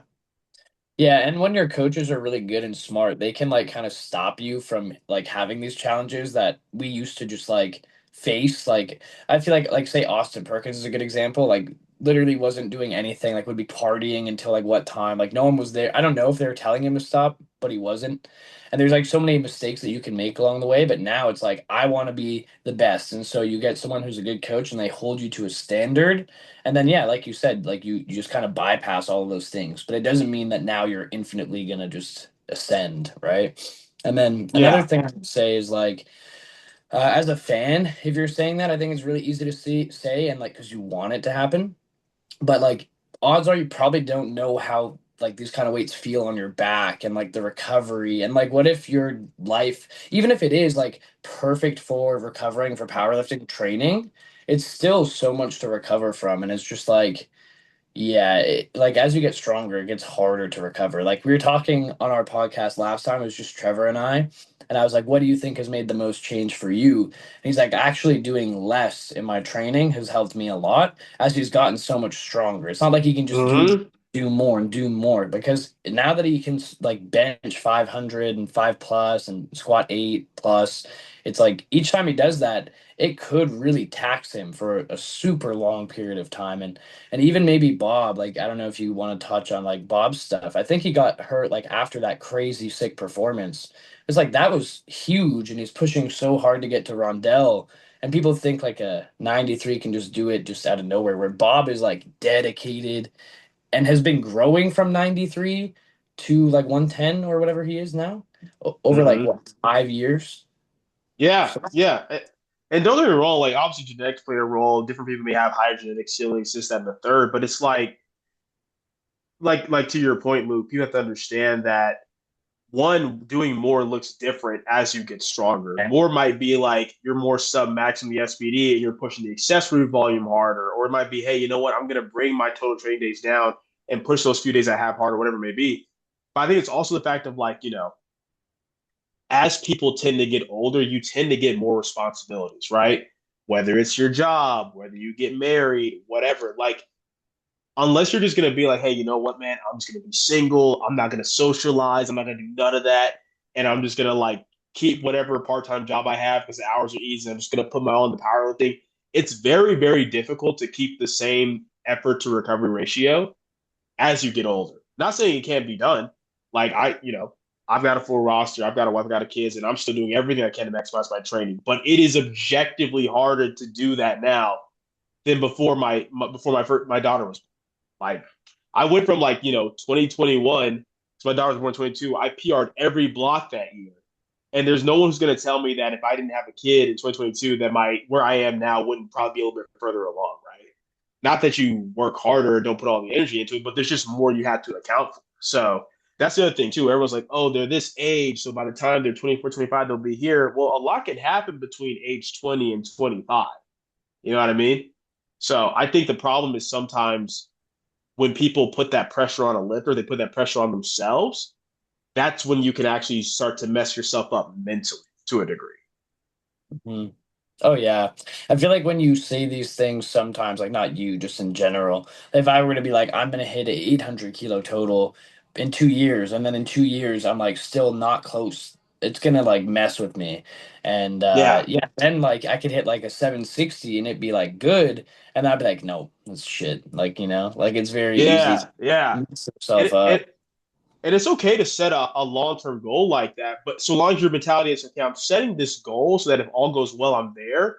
But if I fall below it, I'll still be happy because I know I've still made progress, right? I'm not telling people to lowball themselves. Like by all means, if Will or everyone else is like, yo, I want to be at 1,000 kg, cool, you work towards that. But do it in increments of like, okay, let me hit 950 first, then 975. Instead of just being like, no, I gotta be at 1,000. Like, no, you don't, dog. It's cool. Chill, relax. It's all right. It's cool, man. You don't have to do that. Like you can just keep getting better, keep PRing and seeing where you're at, right? Um, but yeah, to bring it back full circle, do I think one day we may see a 93 being capable of 1,000? Sure. Just because there's lots of stuff we're seeing now that 5, 10 years ago, people would have said, oh, that's never going to happen. What Austin is doing right now is absurd. You know what I mean? Um, but if you're asking me, do I think it's going to happen like in the next year or two? No, no, I definitely don't. Yeah, I agree. I think the 93s as well, like for the past what, like 5 years, we've always thought like before 900, it's like they're all going to hit 900 so soon. But then you have all these deep battles and American nationals too, right? Like Will Mm-hmm. obviously last time, like it made it look like he just swept, but a lot of people underperformed. But that's the thing, we thought like potentially 10 people could do 900. So those Yeah. battles really tank that top end, and it's hard unless you're really substantially above everyone. Like you also have to like be just marginally ahead because you can't miss something and then you lose. So Yeah. Yeah, exactly. And sometimes you're going to take the safer number instead of your all out number. That's what I tell people. I'm like, everyone's like, well, powerlifting is just about who's the strongest. No, it's not. Powerlifting is about, yes, getting stronger, but being able to express that strength on a very specific date to a very specific standard against competition. And that's going to influence what you can total. It is point blank, period. There's a reason that the first time a 93 finally went over 900, which was Gavin, it was him versus himself at NAPF, right? Or even mhm. when Russ originally took the world record total, it was what? Him versus himself at NAPF, right? Yeah. So it's just not the same thing. Yeah. No, I agree. I think it's good to have these big goals and stuff, but yeah, like if they keep talking like that and say it doesn't happen, it just makes the 93 class not look as good in theory. Like when we're talking about 1,000 and we're at 940, which is insane. Yeah. Yeah. I mean, Austin Perkins makes the 93 class not look as good anyway. He makes 83s and 93s not look not look as good. But Easy. He uh, probably has the biggest total in like multiple nations, like as a 74. Like if he was from that country, biggest total like ever done. He's just a yeah, 74. I mean, it's ridiculous that he even now, as elite as some things are, depending on what the weight class is above him, like he's still winning or podium or on the podium if nothing else, which is absurd. But yeah. Yeah. So let's talk a little bit about your meet at Avancus that you're gonna do, and then some of your lifters. And then like to end it off, I just want to talk a little bit about the current state with, yeah, say Austin or like this big battle potentially with Devontae and like Jesus and such. So yeah, let's talk about your training in Avancus and then who you have competing there, especially for the prime time. Yeah. So Advance is going to be big for team craftsmanship. There's 13 of us doing it, myself included. Because it's a 2 day meet. There's two regular sessions on Saturday. Then there's the Premier Open session on Sunday. And there's the prime time session on Sunday. So for Saturday, my clients, I'll just list them off. My client Y2, my client Carrington, my client India, my client Joseph, and my client Jodell. They'll all be competing on Saturday. The premier open session on Sunday is my client Megan, my client Elise, my client Tersa, my client John, my client Keith, and then I'll be doing that one as well. And then for the prime time session, as of right now, both Petrie and Ashton are doing that. So Uh, yeah, it's a lot. I think typically when I have that many clients at like one meet, it's because it's like nationals. So mhm. it's pretty cool to have that many clients at a local meet, especially when it's here in Texas, because it's not as far travel for me. As far as my training, man, I mean, it's been going really, really well. Like we are talking about before the podcast started, I secured my 10 years of PR in the total in December of last year. But that was coming off of a back-to-back prep of doing SPD Austin 4 weeks before that. And even though that wasn't the original plan, we actually saw that I responded really well to that type of burst of intensity. But the problem is my body felt wrecked afterwards.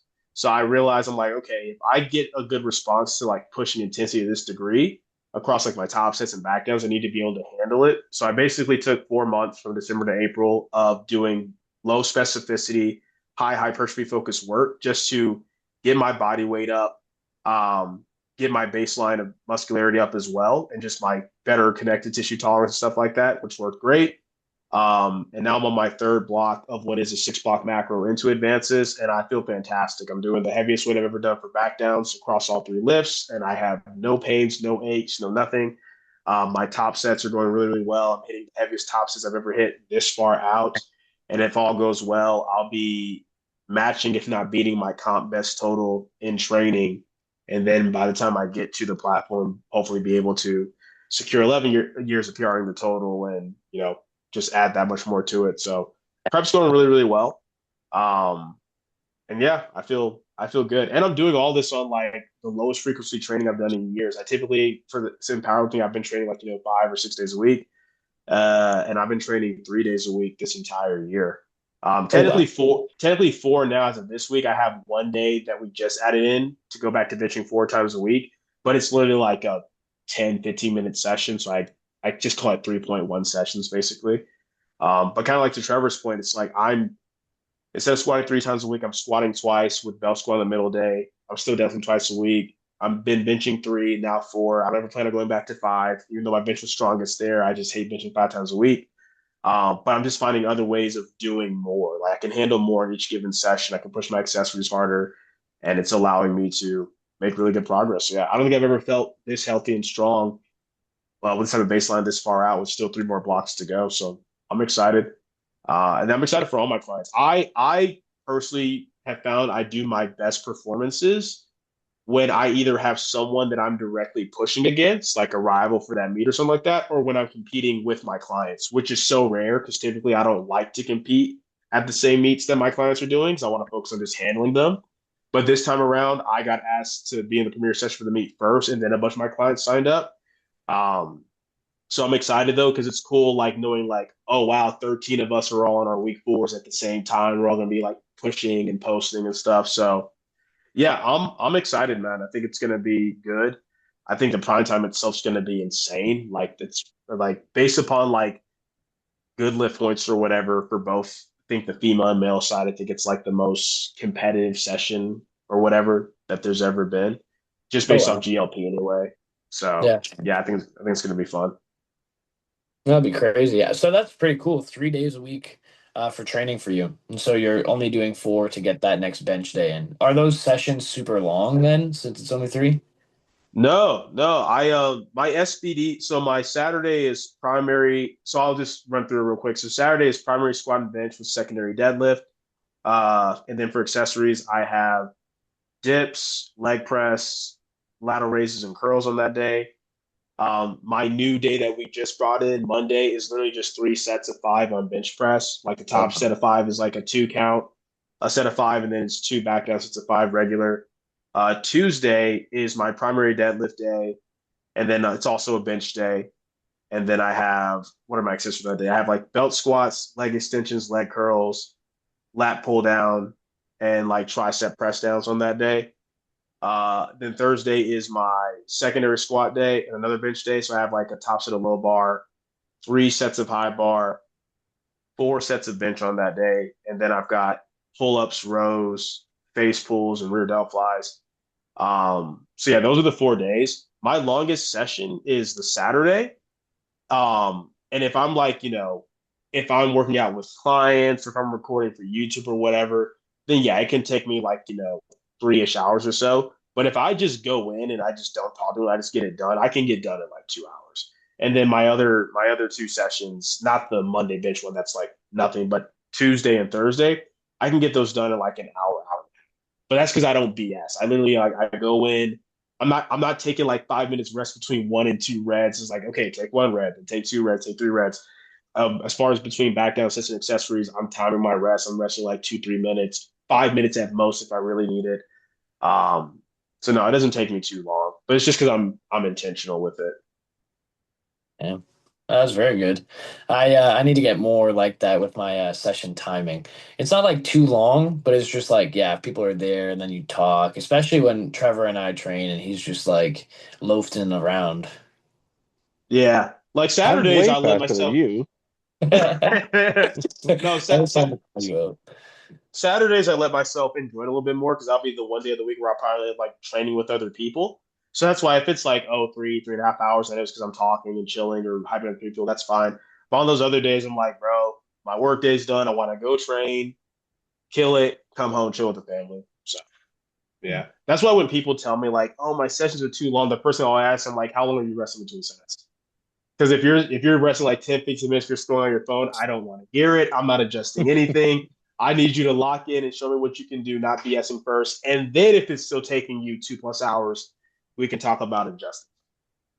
Mhm. Yeah, I like to put like time goals for my lifters, but my one lifter was complaining and I asked him and I was like, wow, like I did not know that you were like resting this long. Like I was like, okay, you Yeah. can definitely, and that's why like sometimes after your top set, your back downs feel bad or like why Mm-hmm. the lift just doesn't feel as good or your back feels weird at this point. It's like you've just rested way too long. But yeah, definitely needs Yeah. to be balanced because some people just hammer through. Yeah. But Yeah. Yeah. yeah. So when you have that many people, are you handling and then coaching or handling and then competing? Is like Yeah. 13? Tip typically, yeah. So like I do nationals every other year for this reason. Because typically being an 83, I'm either going on like day two or day three. So it kind of depends on the schedule. If it's a thing where I'm going on like day two of nationals, then I'll both handle and compete because like okay, I'm handling for one day and then I get to compete, not a big deal. Whenever it's like a year where I land on day three, I'm like, yeah, I'm not competing this year because Mhm. handling for 2 days, because I usually handle every session. So the morning, the second, and then the prime time. Doing that for 2 days and then competing, I'm just like, there's no point. It's not gonna feel good. With this one, I'll definitely be handling during the prime time because I'll have competed by then. I won't be handling my clients who are going the same time as me, obviously, because that would be crazy. Well, I say it'd be crazy, even though I used to do that, but I don't do that anymore. Dang. But for the clients who are going on Saturday, I'm flying out specific people for to handle them, and I'm paying them and stuff like that, just so because like I said, the way I do it is if it's a meet that my client signed up for first, and then I decide, oh, I want to do this with you guys, I'm still going to handle them because they're priority. But since this is a meet that I told myself, okay, I'm doing this meet for me, and I signed up for it first, when any of my clients who express want to sign up for, I let them know, okay, if you sign up for this and you're on this day, I probably won't be handling. So Yeah. that's how I'm going about it this time around. Just because I used to, all the way from 2015 through last year, I would compete like 2 or 3 times a year, but now I'm pretty much competing once a year. So I'll really want to make sure that I'm actually showing up well for that. Oh yeah. No, it's so tiring. Trevor likes to tell me like handling's not that tiring, but when you're like it's not the plate loading, it's the energy that you're expressing for your clients, right? Or whoever you're handling. Yeah, no, that's It's my just problem. If screaming. if I could keep myself calm, I would totally do it. I'd be fine, but it's impossible. Like I Yeah. try so hard to suppress it, and I get more hype handling than I do lifting sometimes. So there's just no Mhm. way. Yeah. Yeah, yeah. My energy and focus is just like on a different level when I'm handling. And then when I'm competing, like the only hard part is like when you're about to go out there and you're getting excited, right? But when I'm Mhm. handling, I'm like thinking about like, okay, did you do this, eat this, drink this? And then when you're out there, I'm like, ah, it's like the energy in Yeah.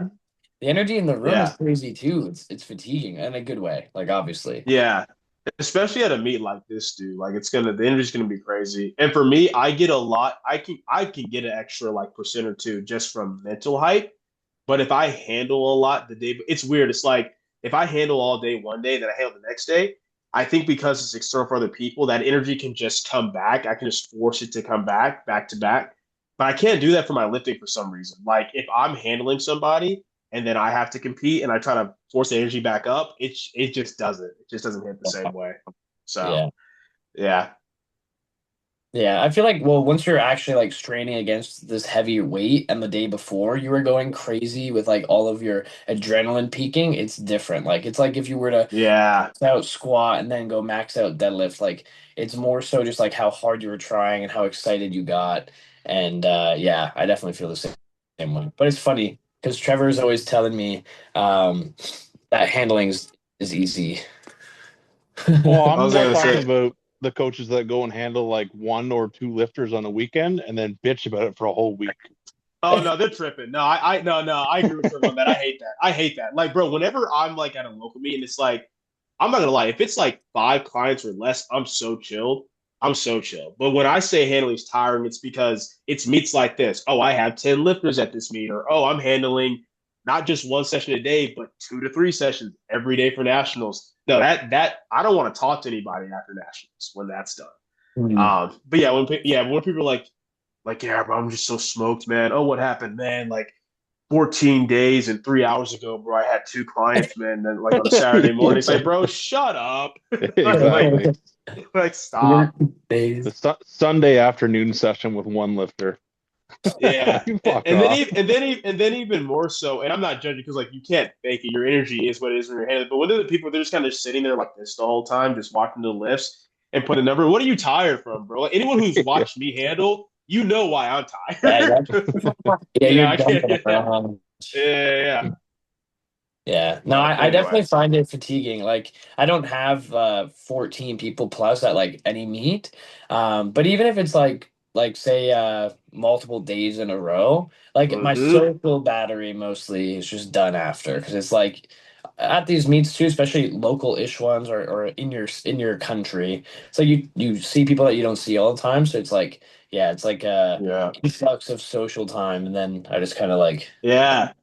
Plus, I mean, you're probably not eating quite as much as usual. You're probably not really sleeping that much because you want to hang out with everybody afterwards. So, yeah, it piles up for sure. Mhm. Yeah. And then so for that prime time session, you got Ash and then Petrie. So Ash has been dealing with some injuries and stuff, but I guess he's hoping to heal up by then because it's not till November. Is Yeah, it yeah, yeah. Well, no, it's October. October? So yeah, pretty much the plan is for Ashton to do this unless we get a Sheffield wildcard spot, then obviously would do that instead, which would be in November.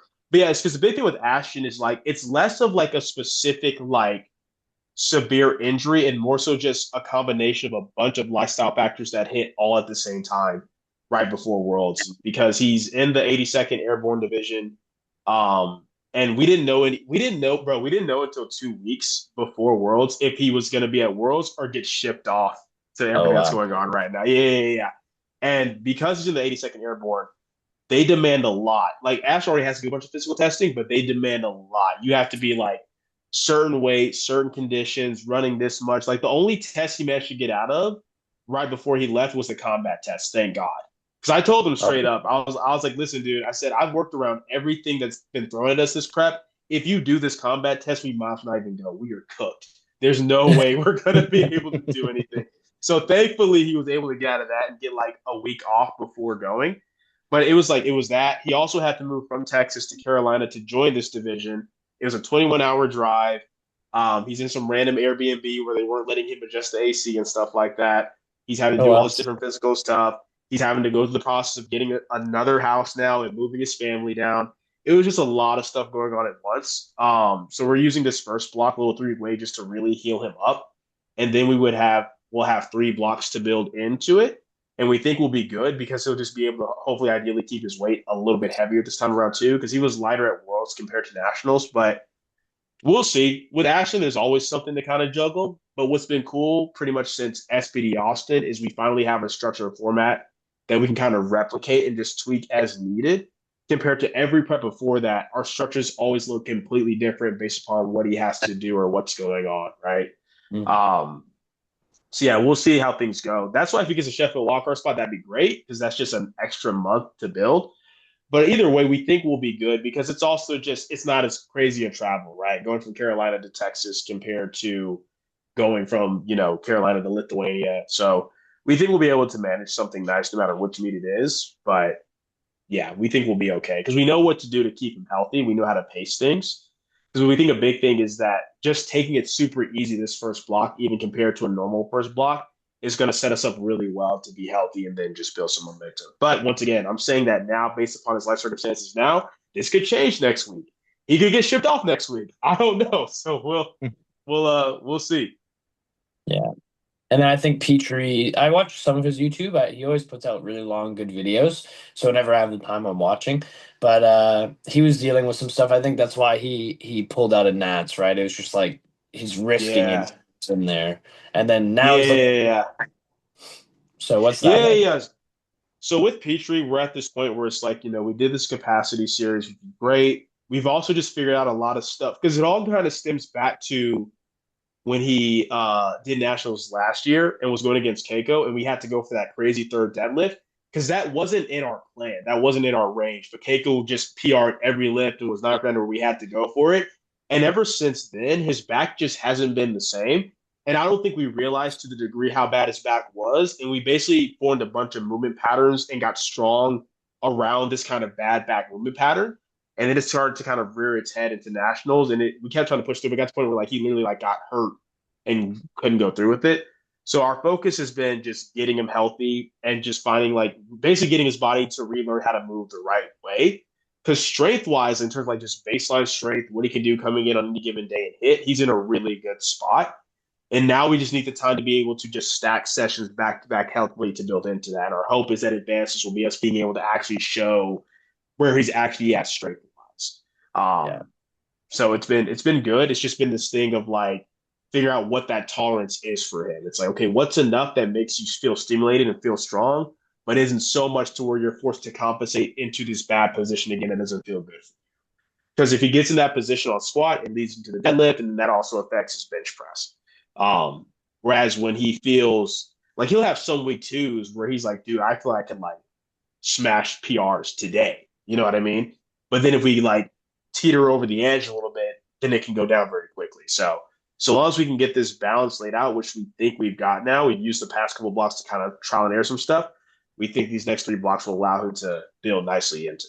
So we'll see how that goes too. Yeah. Then he'll have like 5 months or something till Nats. I guess it's like April. So Yeah, like March, April. We'll see where they put it, but yeah. that'd be good, man. Because yeah, I guess he sat out of those last Nats. I'm sure that was tough, especially watching the totals that like went up. Like he could have like you never know. A lot of people underperform, but it looks like he would be on that. Oh yeah. No, he was frustrated because just like, we're not big on like, oh, what ifs and stuff like that. But all I'll say is based upon where he was projected, like strength wise with training, dude, yes, it would have been a very fun battle. And Will wouldn't have been able to take things quite as casually. I'll say that much, right? But once again, we want to be able just to showcase that on the platform and then, be able to talk a little bit more from Mhm.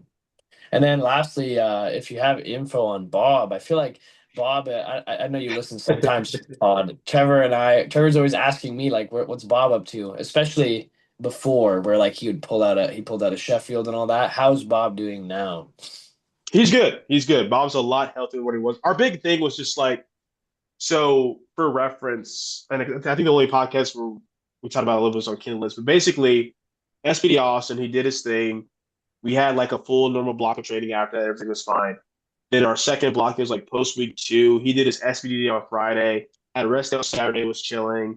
Rest day on Sunday. He gets up Sunday and his neck is completely like seized up. Like he can't move it. Like he can't turn it left or right. He can't tilt it up or down. He literally physically cannot move it. And it kind of stayed that way for like a week. Then the week after that, he could kind of move it, but then he couldn't really load it. If he tries to load it, it's seized up again. Oh, So basically, it's like 4 weeks of his neck being like this, and like on the fourth week, he can kind of load it, but not past the red. So we basically lost a whole block of training because of it. And we think it was a combination of just like okay, everything he just did from SPD. Also, he was doing lighter stuff. He was also doing some more stressful externals and stuff like that. We think it always kind of caught up with him. And then at that point, we had 7 weeks, so like 2 blocks to kind of build. So we're like, okay, well, we can't just go super light because we won't be strong enough, but we can't go like too heavy or we'll feel like hooked. So we tried to meet somewhere in the middle, and it was just too much though. Like going from doing nothing for 4 weeks to doing even moderate loads for him, which is a lot of compression on him. And we got to a point where like even if we push through this and can show up to nationals and win, we'll be in shambles and won't even be in a good position to do worlds. And Bob's a patient dude, so he's like, "Hey, let's just do it all over again, build back up." So our focus has just been getting him healthy and getting back to normal training, which we are now back to. So he's healthy, he's training well, he's feeling good. This past block is the best he's felt and the strongest he's felt in a long time. It's just, but it's Bob. Bob's the type of person where training can be going beautifully, but if it's not super exciting stuff for him, then he's not posting. But his training is Yeah. going well. And now our mentality is just like, because we think we're going to be able to still use this SBD Austin total for nationals anyway. So it's like, okay, well, no 120 is hitting over that right now. So, like, why do a meet when I can just keep building all the way up into it and focus on nationals? Because that's all he really is focused on. Like, I want to do nationals. I want to get back to worlds. So his training is going well. It's just not exciting from his perspective. Because, Bob's light work is exciting to most people. But, like, I'm not joking. Bob could hit a PR, but if it's not the PR he wants, he even then still may not post it. So, Yeah. yeah. Yeah, I like his YouTube. I think whenever he posts, he's my favorite powerlifting YouTuber to watch. So I always like tell him just post even if it's boring to you. Just the way that he talks is good. It's Like so his entertaining. It's good energy. energy. Yeah, his energy is good. So I would have liked, I don't know if he put anything out, but I would have liked to hear his thoughts on worlds and whatnot, especially with Rondell putting up the grand. But it wasn't like from viewership, it didn't look like he had crazy amounts more room on that day. Maybe he did. I don't know. But I would have loved to hear like if Bob had anything to say, just to stir the pot. Yeah. I mean, he did. He had some stuff to say. We had a little conversation about it, but I'm Yeah, gonna no, leave that that alone. I feel like he should just put it out to keep the rivalry going. But yeah, no, that's too No, we're good. we're excited to see what Rondell does like healthy and strong at Sheffield for sure. Because obviously Worlds wasn't indicative of what he could really do, but now that he has the time to hopefully like just I'm curious to see what he does.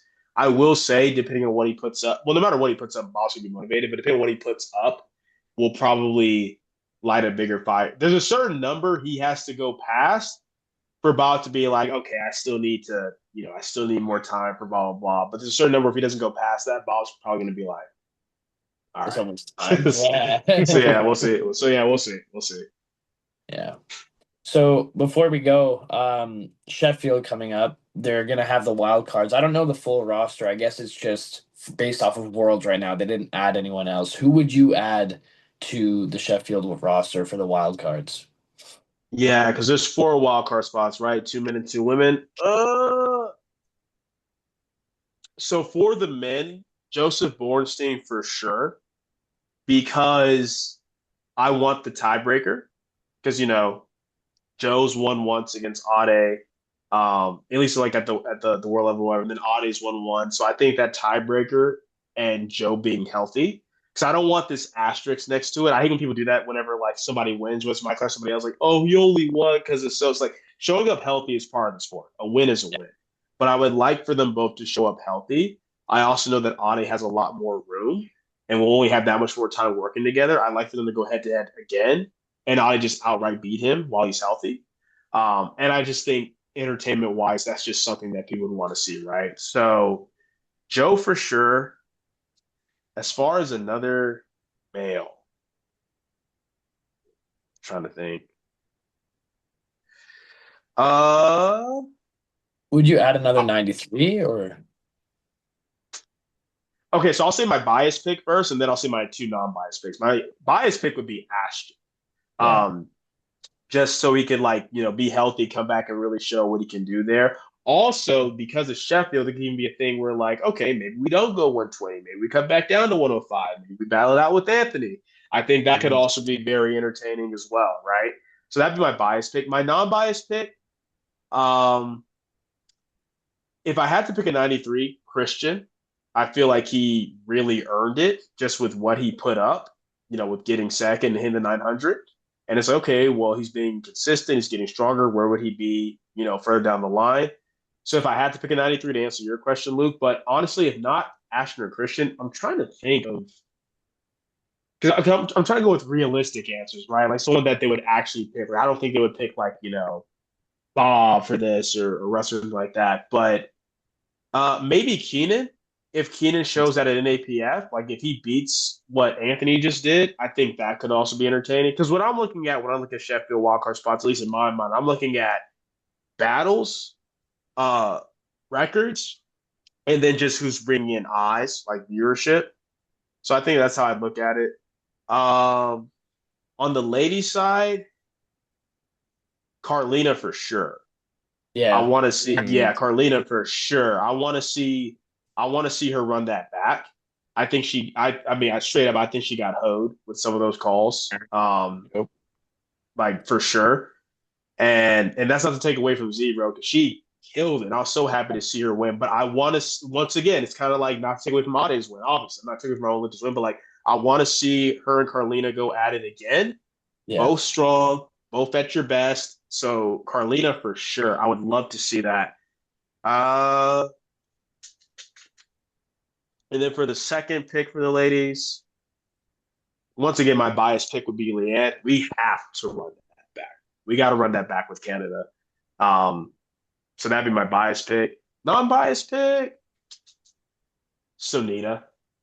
Yeah. Just to keep the Sonita versus Brit rivalry like alive and see how that goes. Because I think the deadlift I get is more debatable. I do think her opener deadlift should have taken that from her. The second and third I kind of get, but what gets me is her squat. That third squat was crazy, bro, because it hit the spotter's leg.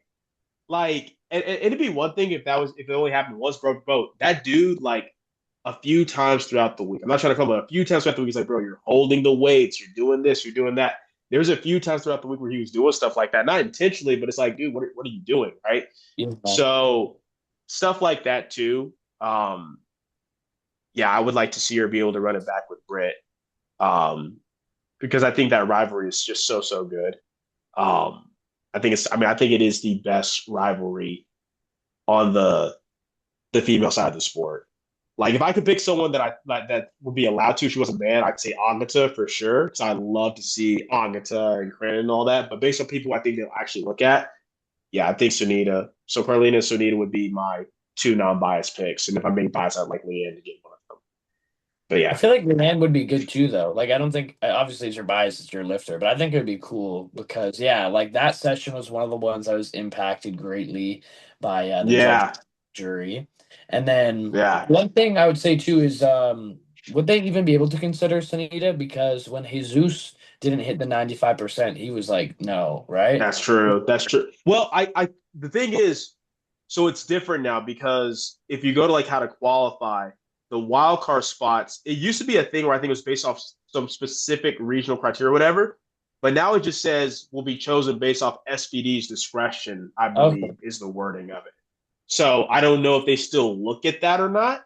But if it's just truly whoever they want to bring, I mean, yeah, it's their meat, so I mean they can do that. They can do whatever they want. And that would be cool to see Sunita and yeah. Blanco at it again, and Sunita is just gonna attempt and get the world record squat again. So and it's always crazy. Like I think her and Britt are kind of making it look normal, but what they're doing is just No, it's unreal. absurd. It's so absurd. It's so ridiculous, bro. Like on both ends. And honestly, like, I have mad love and respect for both of them. But man, I gotta say, like every year Britt competes, I like her more and more and more. And it was just really cool because I remember at this world specifically, because we ate together like a couple days before I want to say she competed or whatever. But I just remember at one point we were talking, I was like, Britt, you just seem very happy. He's like, yeah, I'm just really having fun with training. I'm like, oh, you're dangerous. Like Yeah. if you're just having fun with training, like when she's happy and just chilling and not being as bothered by all the stupid BS she has to deal with on social media, I'm just like, oh my god, you're unstoppable. Mhm. So, which is cool. But with that being said, that's why once again, it's not to take away from Britt's win because it was amazing, but I want to see the true proper Yeah. head to head. So Yeah. And then lastly, like, how did you feel about Sunita's pulls? We were saying, like from our POV, even at Sheffield, they were kind of getting her like close, and Sheffield is more lenient. But when you were Yeah. watching, being there in person, did you feel like you said maybe the first one you think could have I counted, but think then I think her I think her opener was fine. okay, I think based because here's the thing that you have to understand. Yes, there's the rule and there's the standard, but I'm also looking at what the judges are passing for the day. Mhm. If Sonita's opener was not good, there are several other lifters that session, specifically on the men's side, who should have bombed out. Point blank, period. Yeah, Like, and I'm not talking like some that got two whites. I'm talking some of these lifts got three white lights, where I would yeah, have given them three reds, and yet Sonita. So I'm like, Sonita's opener was fine. I think yeah, because originally she got it right, and then they overturned it. I'm pretty sure. I think I so. think is what happened. Yeah, I think her opener was fine. The second one, I can see that. Same thing with the third, but her opener, I think at the very least was good. She should not have bombed. Yeah, would have made it way more interesting too, because obviously at that point it's just she just keeps going up. Like, why not? Like, you either bomb or like you could win. So Yeah, yeah, yeah, it would have been the two biggest totals. They definitely would have been at Sheffield. So yeah, I agree. I think it was close, but I could see the first one for sure. The other ones, I don't think so. And I think yeah, some yeah, people in that case, because Sunita has a big fan group and like she deserves it crazy. But I think some people are going really hard on like the judges and jury for that one. And I get it, but at the yeah. same time, I've watched and I was like, it's it's it's debatable, right? I don't think it's Yeah, there's always going to be bias, man, and it's hard to be objective when it's your lifter or someone that you really, really like, right? But like I said, that's why I said I'm giving her the opener, but I cannot say that I don't understand why they didn't give her the second and third, right? yeah, Um, like I said, the only issue I have with not just her opener, but her second and third is there were deadlifts that were far worse than all three of her lifts that were still passed. That's the problem that I. It yeah. almost makes you wonder. Okay, because y'all just bummed her out, and y'all now feeling like you hear the boos and stuff. Do y'all like are y'all now subconsciously scared? And is that why you're now passing all these other ones in the men's that shouldn't be passing? You know what I mean? So it's like I don't know, but yeah. Yeah, valid take. Okay, well, thank you for coming on, man. Are you taking on clients? You still have the big waiting list? What's that like for you? No, I just literally last week did like three console calls, and I might move forward with one of them or none of them. I gotta evaluate and see. But bottom line is, if I do, then I'm tapped out again. So yeah. Okay. Waiting list, I guess, if you have one, people could fill that out for coaching and follow you on the YouTube. The YouTube is always good. Instagram is the Swole Fester everywhere. Yep, yep. Instagram's just at the Swolefessor, YouTube's the Swolefessor, and then you can also check me uh and my co-owners for Powerlifting Now and Strength Now as well. Beautiful. Yeah, I'm sure everyone kind of knows knows you, but you never know. Sometimes like people come on, they're like, "Oh wow, like I didn't know this person." I'm like, "You didn't know who Perk was? Like, what are you doing?" No, that's But crazy. See, with me, I can get it. Like I don't ever take that for granted. You know, Austin is you powerlift. I'm just like, I don't even know how that works. yeah, You must be like how do you very listen brand to new. this pod? Like what? But yeah, anyway, thank you again for coming on, and it's always great talking to you. And yeah, Trevor, we're gonna have to talk nice about Ade now. He's really showing. Yeah, Maybe I'll consider it. yeah, we'll see. We'll see come the Sheffield preview if you have anything to say to us. All right, man. Well, thank you again, and have a great rest of your night. Okay, All right, y'all take care. take care, buddy. Thank you. Yep.